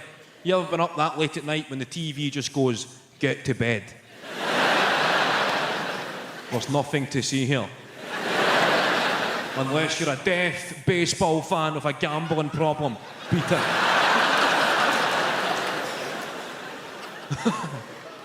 Has anybody watched these late night Channel 5 phone-in quiz shows? Anybody seen these, like Quiz Mania and The Cash Vault? It's just robbing drunk people.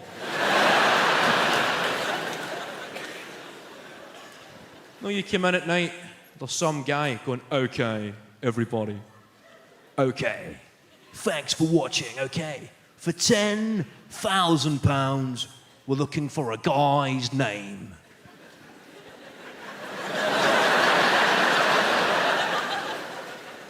You come home steaming. I know a guy's name.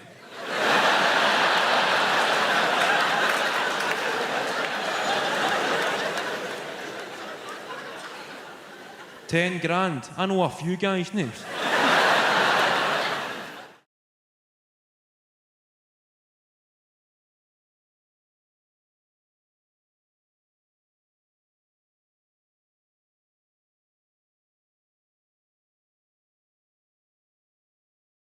I tried to buy bedding not so long ago. Has anybody done that? No! Where does bedding come from? You just accumulate bedding, don't you? All your bloody... Has anybody here tried to buy a duvet? Have you? How did you get on? Not too well. Not too well. Did you come up against the old TOG rating system? It's like the Spanish Inquisition in there, isn't it? I went into Debenhams. I said, I'd like a duvet, please. She said, what TOG do you want? I said, what? She said, what TOG? I said, what? She said, what TOG? I said, what? I said, I can hear you. I just don't know what the hell you're talking about. What is a TOG? I went to school. We did metric. We did feet and inches. Nobody ever mentioned TOGs. What the bloody hell is a TOG? She said, it's the thickness of the duvet. I said, all right, I'll have 1,000,000. I was thinking of torches again, right? She said, you can have 8, 10.5, 12. I said, 0.5?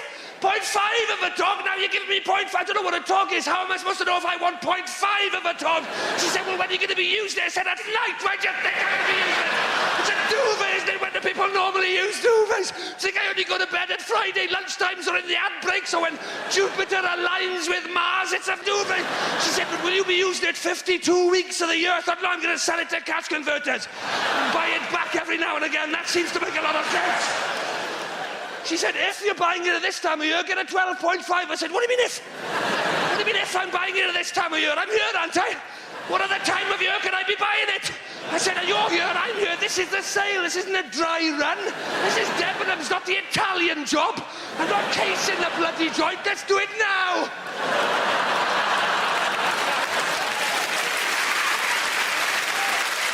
Oh, it's not even finished. I'm not even halfway through. She said, well, how much do you want to spend? I said, if you're selling it now, about £30. She said, oh, you'll have to have feather. Oh, you'll have to have feather for that. Oh, you'll have to have a feather one for that price. I said, that's all right, I'll have a feather one. That sounds all right. Oh, no, they get a bit prickly. Oh, did you have this? They get a bit prickly, the feather ones. It's the quill bits, you see, the quill bits. They get a bit prickly. I thought, well, what the hell are you doing filling a duvet with prickly quill bits? I can't think of anything worse to fill a duvet with than something prickly, unless you've got them out the back full of stabby things or burny stuff. I said, I just want a nice, soft, comfortable duvet. Is this too much to ask? Just give me a nice, soft, comfortable duvet. She said, well, get down then. I hit the deck like my nerves had gone. She said, get up. I said, you said get down. She said, I meant get down instead of feather, you bloody idiot. Get down instead of feather. I said, all right, I will have down. At last we're getting somewhere. I will have down. Give me, she said, do you want duck or goose? I said, I'm going to punch you in a minute. Down you in a minute. I don't care if it's duck or goose. I'm not going to eat it. I'm just going to sleep under the bloody thing. All right, duck. She didn't. I punched her. She went down. I said duck. I told you duck. She said, I thought you meant duck instead of goose. I thought you meant... I said, no, you started that shit. I couldn't care less whether it's duck or goose. She said, but goose is much more comfortable than duck, sir. Goose is much more comfortable than duck. I thought, is it? Is it really that much more comfortable? How much more comfortable than duck and goose be? Have you ever seen a particularly uncomfortable duck, madam? Because I haven't. Have you ever had a duck waddle up to you going, it's all right for them geese, this is bloody killing me, this.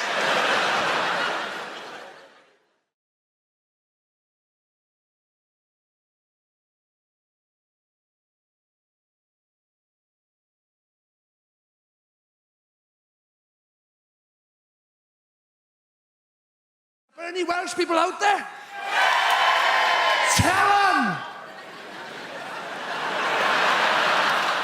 Tell them how good it is now! Oh, it's not shit anymore! We spent millions, so it's not shit for you. That's the whole... Welsh people, where are you from? Fair enough, it's shit. Yeah, quite right. Yeah. I'm trying to explain that the place has improved and you lob Swansea in just to... Lucky Swansea's still a desperate dump, isn't it? Let's face it. Devoid of any hope whatsoever, Swansea.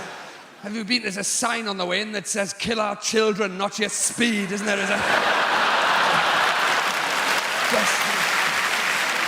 I'm talking about places like Cardiff and the places that have... Yes! These places have improved. We've had development money. We've done Cardiff Bay. Have you been there? Go there on holiday.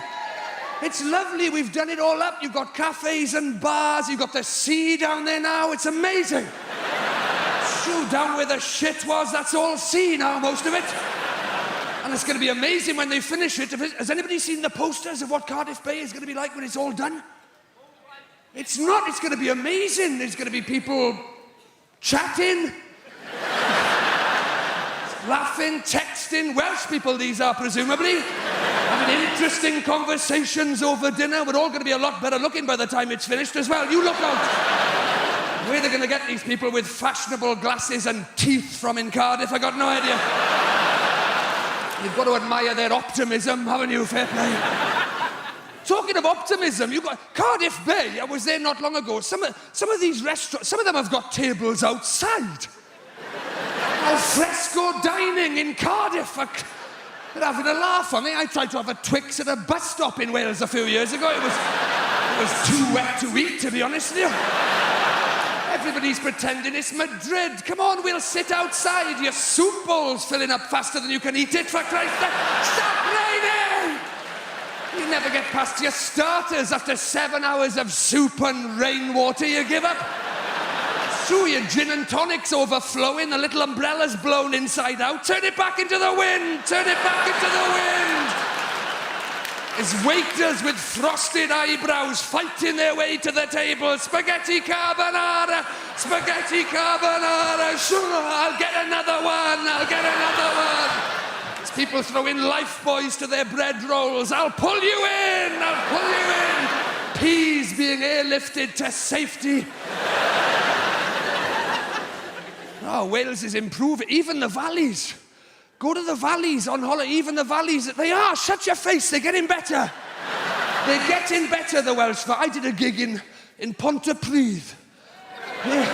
In the Welsh valleys. Were you there at the gig I did when there was a piece of sun-dried tomato on the stage? Not bullshit. In a real piece of sun-dried tomato. We couldn't even do the gig. Everybody was just staring at it. I couldn't get them back. Couldn't get their attention. That's not local to your area, is it? The sun-dried tomato. Hey, there was a pile-up in the valleys a few years ago because somebody mentioned satsumas. Did you read about that? Somebody's trod in that, haven't they? That's what's happened. Do you live here now, madam? Do you live here? Are you from the valleys? My boyfriend is from the valleys. Your boyfriend? It was probably him that trod in the sun-dried tomato and dragged it all the way back. That's what he probably stepped in the sun-dried tomato in London and took it all the way back to the... He must have been shitting himself on the way back. They'll kill you for that in Pontypridd, won't they? Get it off me! They're gonna kill me! They're gonna kill me! Ditch the shoe! Ditch the shoe!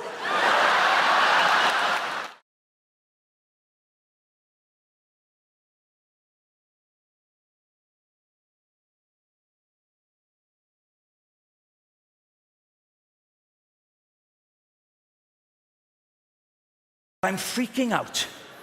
So the head hangs there for about 10, 12 minutes. Finally, the midwife says, "It's almost here. It's time. If your wife gives one more push, he'll arrive." So my wife went, "Yeah." Baby went, I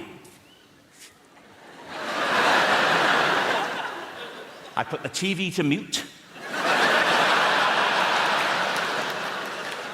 And I leapt across the front room. And I caught him. And I was the first person to make contact with our son. He was a little boy out, and he was there in my hands, all warm and new. And it's one of the most overwhelming things you will ever do. And I tell you now, I was in pieces. I was in floods of tears. My wife was crying. The midwife was crying. And your mind just becomes a mush. I mean, to this day, I can't explain why I did, what I did, next. It was so emotional. Maybe it's because I'm Welsh, I don't know. But I went...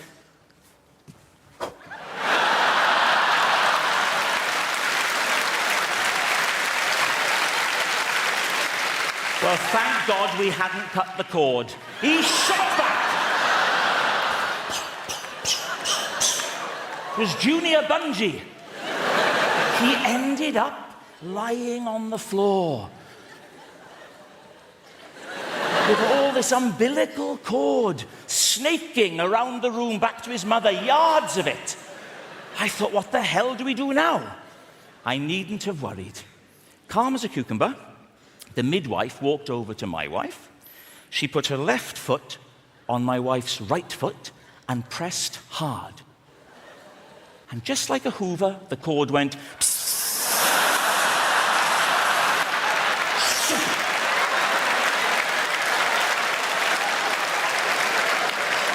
And that's why we called him Henry.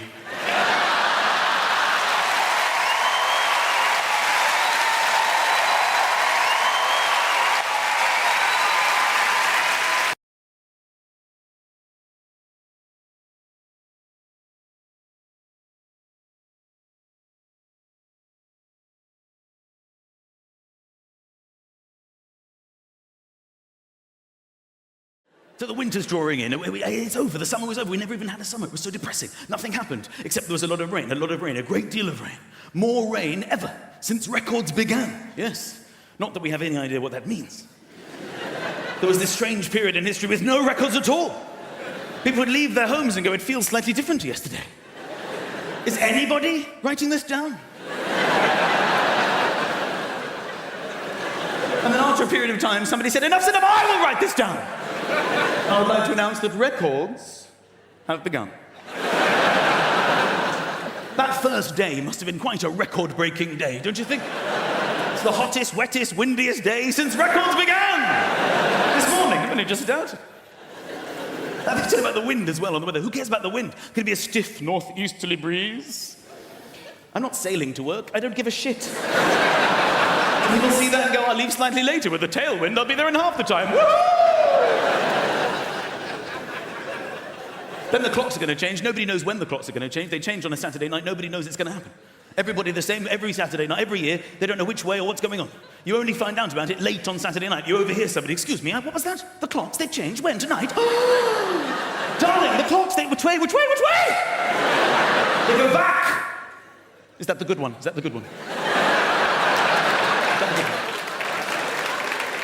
How many years do we need to be alive before we know when they change and which way? An extra hour! Woohoo!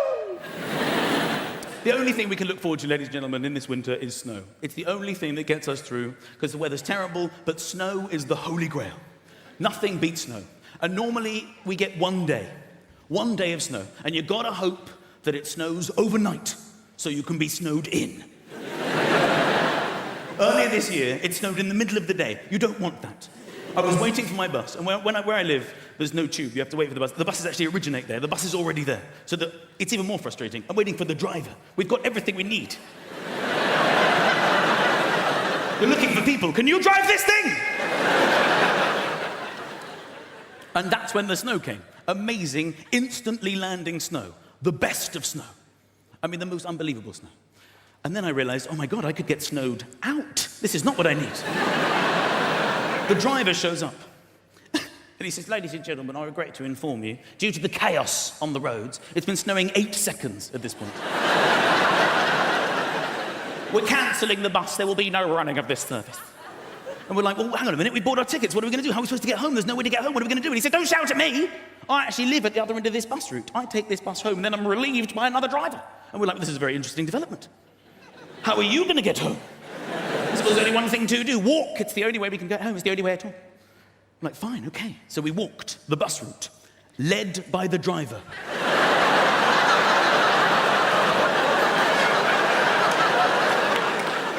We came to the first stop. We had to tell the people waiting, there's no bus. And they joined our imaginary bus.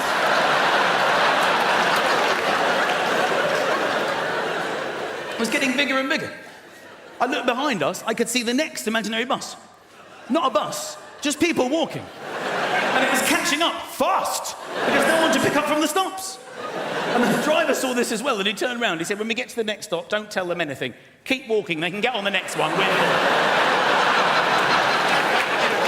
After it's one of the funniest things that ever happened to me. I said to the woman walking next to me, I said, this is hilarious. We're on an imaginary bus. There's a driver. There are old people walking. And this is funny, right? And I thought we were on the same wavelength. But now I remember I was doing most of the talking because she said, I'd love to chat, but this is my stop. She got down to an actual bus stop and then walked in the direction we had just come from.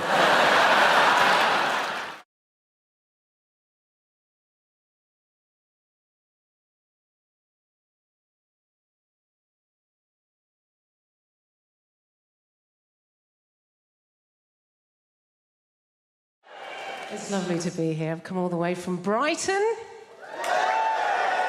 Just in case you're wondering what this haircut is about. Might be a new face for some of you people. Don't panic, the BBC invited me here because they needed a beige lesbian. So I'm just here to tick some boxes. Not your box, madam, just a metaphorical box. I'm half Spanish, that's what's happening there. I've got a Spanish mum, and she lives here in the UK. It's all very legal. She's lived longer in the UK than she's ever lived in Spain, but the brilliant thing about my mum is that she's never lost her accent. She's done very, very quickly. She's done these lost words she cannot pronounce. Lost words she cannot pronounce, huh? My favourite word that my mum's never been able to pronounce is my brother's name.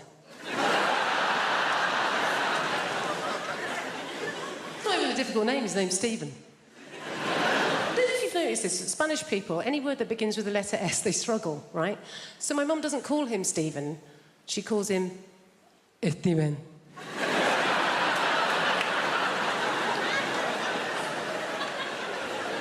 What's his name, Mum? Steven. Is it? Isn't it just Stephen? Jennifer, I know his name is my son. It is Steven! You don't want to mess with my mum. She's not like British people here in this country. We can be quite passive-aggressive, can't we? She's just very aggressive woman. I don't know how my mum's never really coped in this country, and I think it's because, like a lot of Mediterranean people, she's quite loud, yeah? She's got one volume. It's like this. Whereas in this country, particularly if we're middle class, we tend to be low talkers, don't we? We don't like to raise our voices, do we? Why? Because we've got money.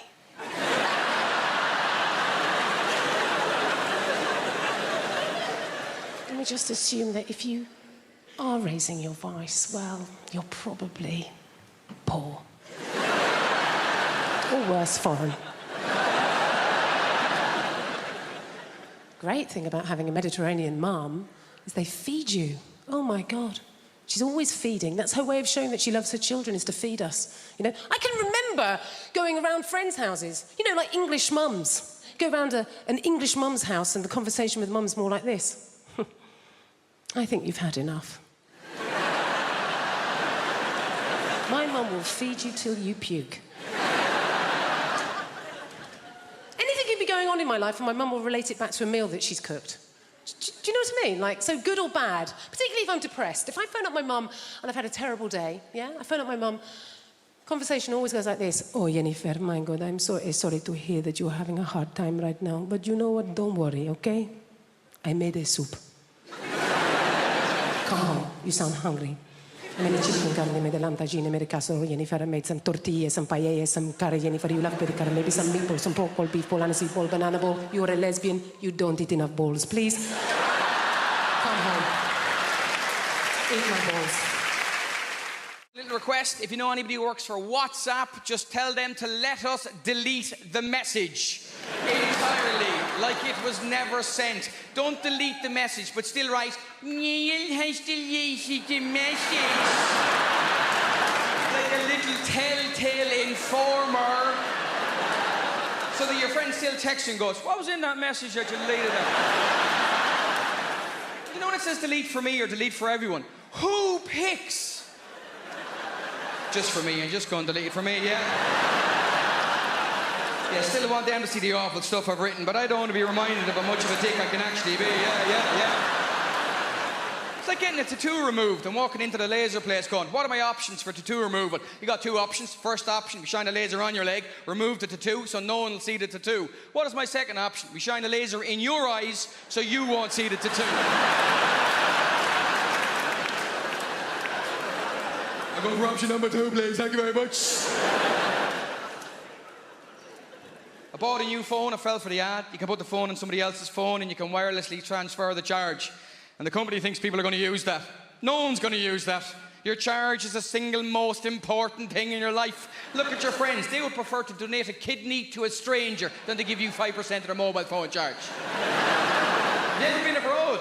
Yeah? You ever been abroad? You bring one adapter, one charger between you and your spouse. The UN level of negotiation involving getting the charger back from the person you love. Can I have the adapter, love? Can I have the charger? Can I have the adapter? Can I have the adapter? And they hit you with it. Absolutely, Neil. But what battery percentage do you have? And you look at the person you've chosen to spend the rest of your life with and you lie like a mofo, don't you? 3%, 2%, 0.5%. I've never even seen 0.5% in a mobile phone before, to be honest with you. Show me your phone, I'll plug it in for you. I can't show you my phone. Why can't you? I'm having an affair. Are you hell having an affair? Show me your phone! We'll be in Spain. My wife will go and have a shower before we go out. She'll leave the bathroom door open and the shower door open. That is not an invitation to join her. You'll make that mistake once in your life, let me tell you that. It's because she doesn't trust you to not unplug her phone and plug your phone in. And she's right, because that's exactly what you do, isn't it? You plug her phone back in towards the end, so you got plausible deniability. You plug out my phone. I did not plug out your phone. It went up by 2% after a half an hour shower. That is because Spanish electricity is different. You plugged it in during the siesta and the wires were asleep. That's how it works here. If I talk to you in the front row, hope you know I'm just messing. You get great answers. I said, a farmer at a gig once, I said, what do you do? He goes, I'm a sheep farmer. I said, I read recently sheep can recognise individual human faces. He went, well, as long as they can't give evidence, I should be okay. I had a South African man at a gig in Dublin once. I said, where are you from? Big blonde guy. He goes, Cape Town. I said, Cape Town is beautiful and warm and sunny. How did you end up in Dublin? He went, I got in the wrong container.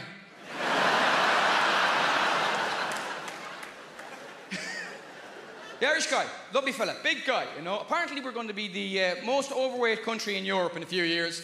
And they tell us this like it's bad news. Oh, it's a catastrophe, it's a disaster. It's good news, ladies and gentlemen. Only 180 years after the worst famine in Western Europe. I call that a comeback, ladies and gentlemen.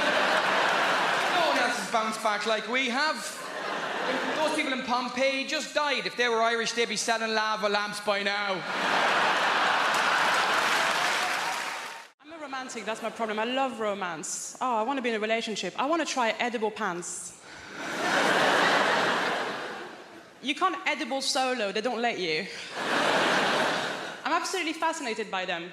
Here's why. It must be someone's job to keep edible pants from being too delicious.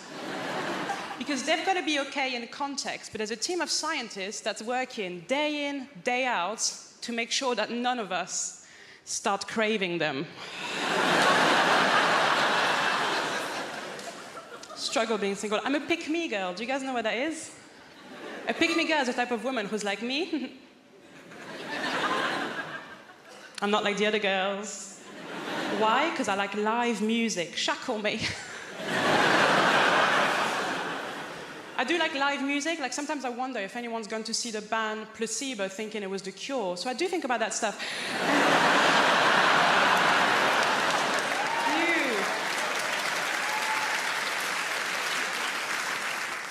Love live music. I went to see ABBA Voyage. Have you guys seen it? ABBA Voyage, if you haven't seen it, it's incredible. It's ABBA. They've got holograms now. But just before going into ABBA Voyage, I found out a little bit of industry gossip, and I'm going to share it with you because I was pissed off. ABBA, the band, they're not even dead.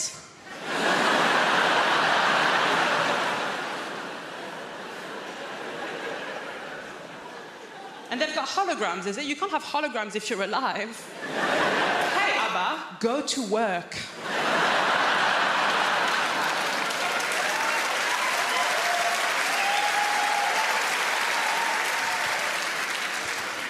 it's amazing. From start to finish, it's them at their best. They were 28 years old when they recorded it. Start to finish, them at their best. A bit like this. So, ABBA Voyage.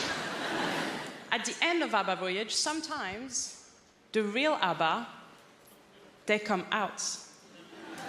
But the problem is that at this point in your life, you've only known them as hot 28-year-olds. So when 76-year-old ABBA comes out, it doesn't look good. It doesn't look like them. It looks like their parents have come to pick them up.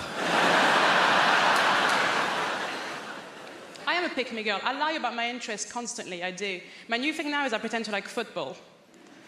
Now, I want to like football. I really do. I really respect it as a sport. My problem is too much of it has happened. And no one will let me catch up. Like, everyone needs to stop playing for like 5 years, and then I'll start casual, season 1, episode 1. Now, the real reason I'm trying to get into football is because, basically, I met this guy. Thank you. And, oh my God.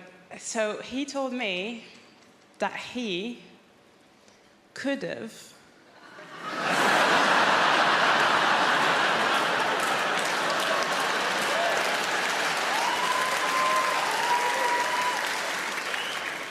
Do you guys know him? That's weird. He does have a lot of friends. He said he could have gone professional. But then, and this is so sad,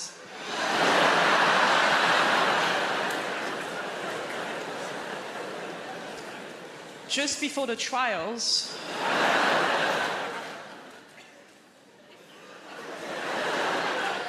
he didn't have the skills. He didn't have the skills, the work ethic, or the natural talent. So close. Liverpool has a strange relationship with Manchester as well. Is anybody in from Liverpool? All right, thought we might have priced you out. Not to worry. I love Liverpool. It's a beautiful city. And I remember when I first went over there, I support Manchester City, right? That's my football team. And I remember going over there in my Manchester City shirt, and I stopped this bloke at the train station. I said, listen, mate, I'm a bit lost. I'm trying to find the docks. Can you help us out? And he turned around and he went... Which is a word in Liverpool, right? Honestly, right? It means you're not welcome, right? You pick it up quick enough, right? Eventually he got to some sound, he went, hey! Because they're naturally witty, they're born with that, right? He said, what are you doing over there in Liverpool?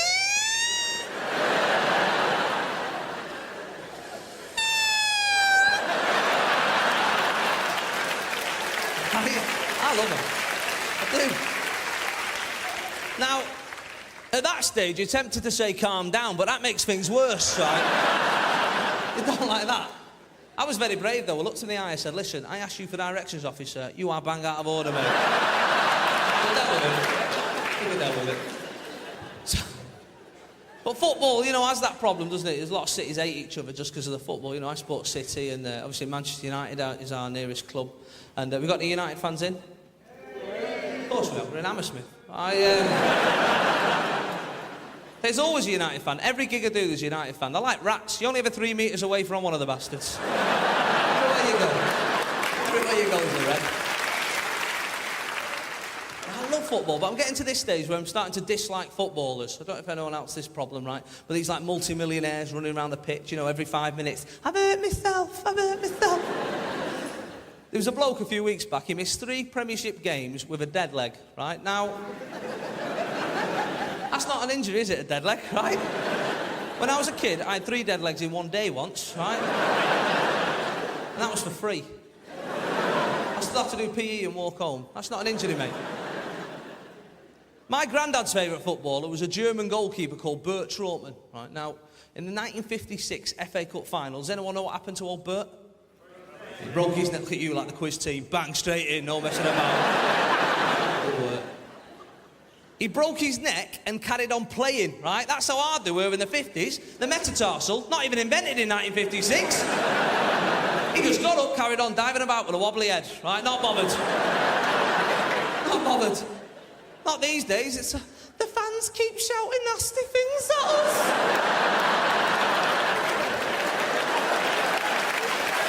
Heads me up. It's right, isn't it? And I'm there in the crowd watching, thinking, do you know what? You're on 60 grand a week. If I think you're a knobhead, I'll tell you, right? And that's the way it should work, because if I was on that sort of money, I'd take it as well. Do you know what I mean? I'd stay an extra half hour at the end of the game just to take it. You don't know, bed? Yeah, I don't know. See you next week, lads. God bless.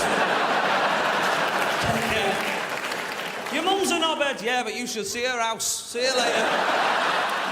When I found out that I was going to do this gig, I immediately put together a message and I pinged it out on our family WhatsApp group to my husband and my children, because that is the kind of rock and roll comic I am.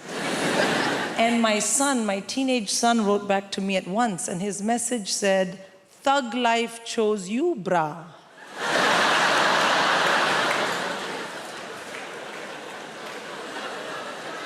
And I was like, oh shit, my child has joined a gang. I mean, what kind of language is this? Thug and bra. It had 2 R's, but he's a terrible speller. And I was like, oh no. And the other thing is, I thought, this message is not for me. This idiot has sent me a message by mistake, which is for a gang member. What if the next message is something much worse? And that really bothered me because, well, this was my moment. I am going to Apollo. Like, if I'm going to find out you're a criminal, can we do it next month? So I wrote back to him in all caps, because as a good Indian mother, I mainly shout at my children. I wrote back, "This is your mom." And he wrote back, "I know, gigging like a boss." Thank you. A boss. Yeah, B-A-W-S-E, boss. And also, please do remember as you listen to the rest of my set this evening that I didn't choose it, but the thug life chose me. That's right. So I have kids. Of course you love your kids and it's difficult to raise them. Small kids are very easy, I find. The biggest downside of having a very small child is they are very boring. Yeah, they want to show you they love you by talking to you all the time, but everything they know, you already know.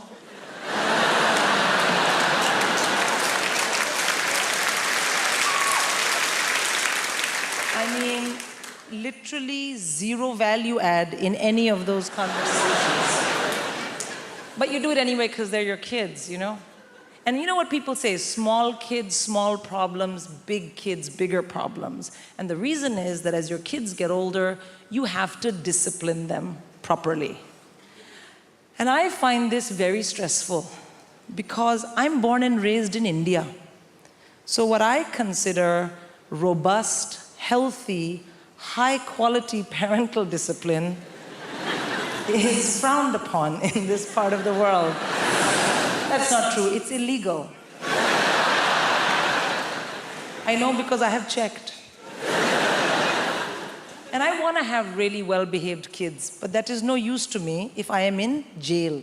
So I had to learn what you guys do here, and the big thing here is teach your kids about action and consequence using a multitude of techniques. So you have something called star chart. You know what star chart is? Yeah, no, let me tell you, sir. Star chart is you find something vaguely not negative that your child possibly might be able to do and then work it into the conversation and give them a star. Thank you for not kicking me in the face today. Here's a star. And then the other one, action and consequence, naughty step. You've been terribly behaved. Kindly go relax on the staircase.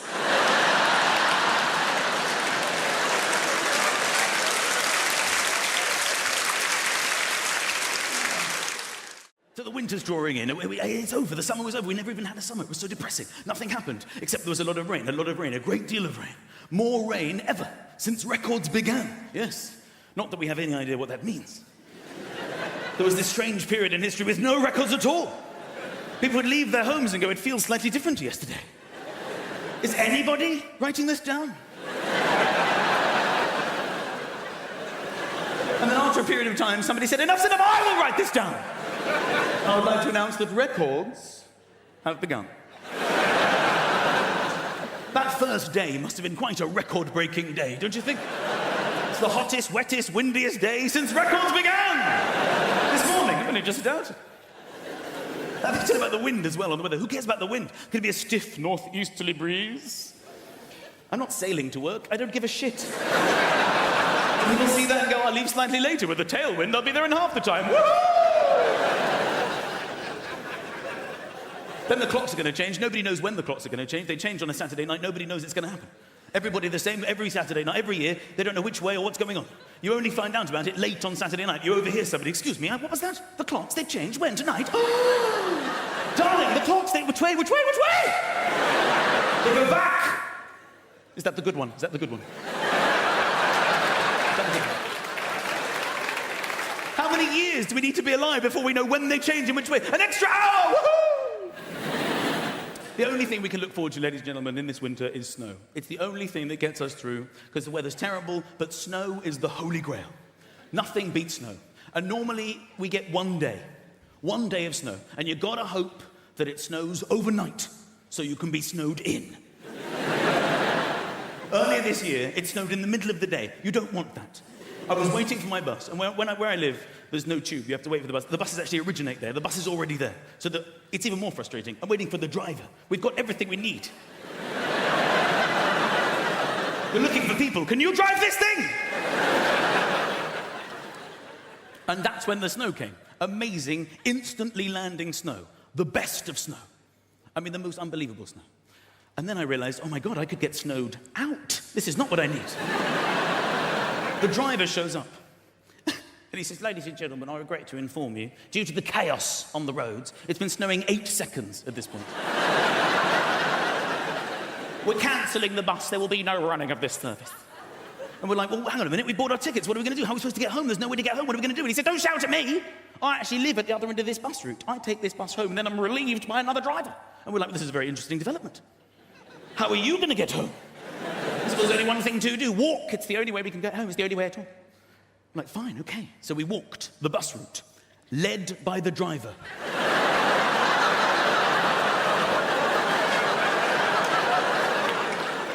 We came to the first stop. We had to tell the people waiting, there's no bus. And they joined our imaginary bus.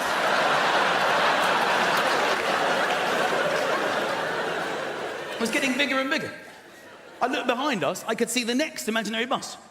Not a bus, just people walking. And it was catching up fast, because no one to pick up from the stops. And the driver saw this as well, and he turned around. He said, when we get to the next stop, don't tell them anything. Keep walking, they can get on the next one. I thought this was one of the funniest things that ever happened to me. I said to the woman walking next to me, I said, this is hilarious. We're on an imaginary bus. There's a driver. There are old people walking, and this is funny, right? And I thought we were on the same wavelength, but now I remember I was doing most of the talking, because she said, I'd love to chat, but this is my stop. She got down to an actual bus stop and then walked in the direction we had just come from. This year, I did no lilt February. Thank you. I know, it sounds impossible, but you take it one day at a time. Did I have any today? No, you're a legend. It gets hard around the middle of the month, you get the cravings. It's called lilt guilt. You're like, oh, I bloody love some lilt. It's the night where you go to the shop at midnight, you kick the doors in, where's the lilt? And they're like, we don't stock it anymore. Like, ah! So you try and make your own hooch lilt, you know, you get a pineapple and a grapefruit, and you add in batteries and a horse's head, and you're like, it's good, but it's not totally tropical. Did that joke in America recently. Turns out they don't have lilt there. So, this is it.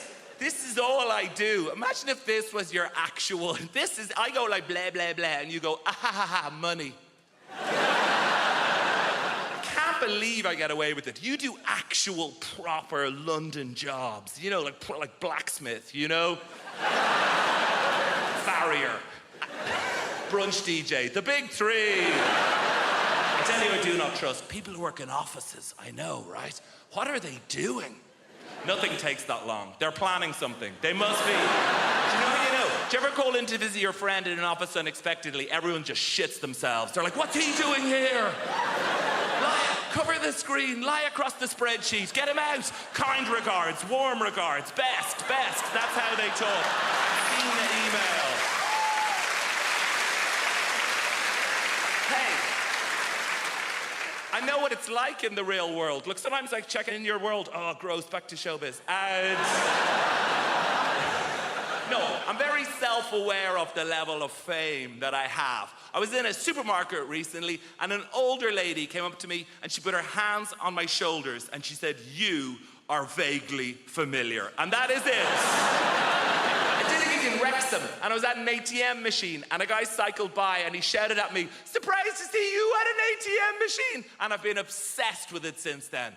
What did he mean? On the one hand, is he surprised I don't have a butler to go to the ATM machine for? No, I think it's the opposite. I think I'm surprised you have any money whatsoever doing keyboard horse shit.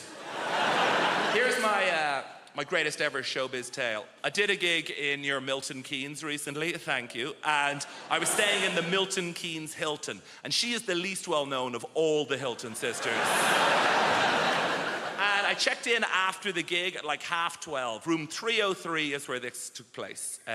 Opened the door, TV on in the room. Not that uncommon in the chain hotels. I guess it's to welcome you. But get this, on the TV is me playing the shitty keyboard on some show.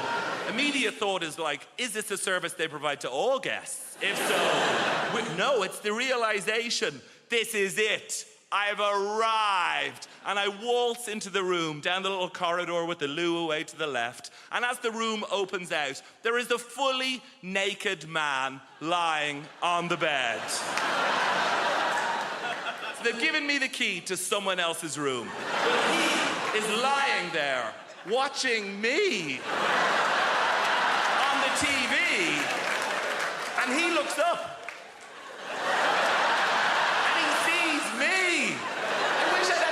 To think of something smart. What I say is like, oh shit, sorry about it. I could have said anything and I'd be a legend. I could have been like, oh, you enjoying this? Ah, no boner. And just walked out of it.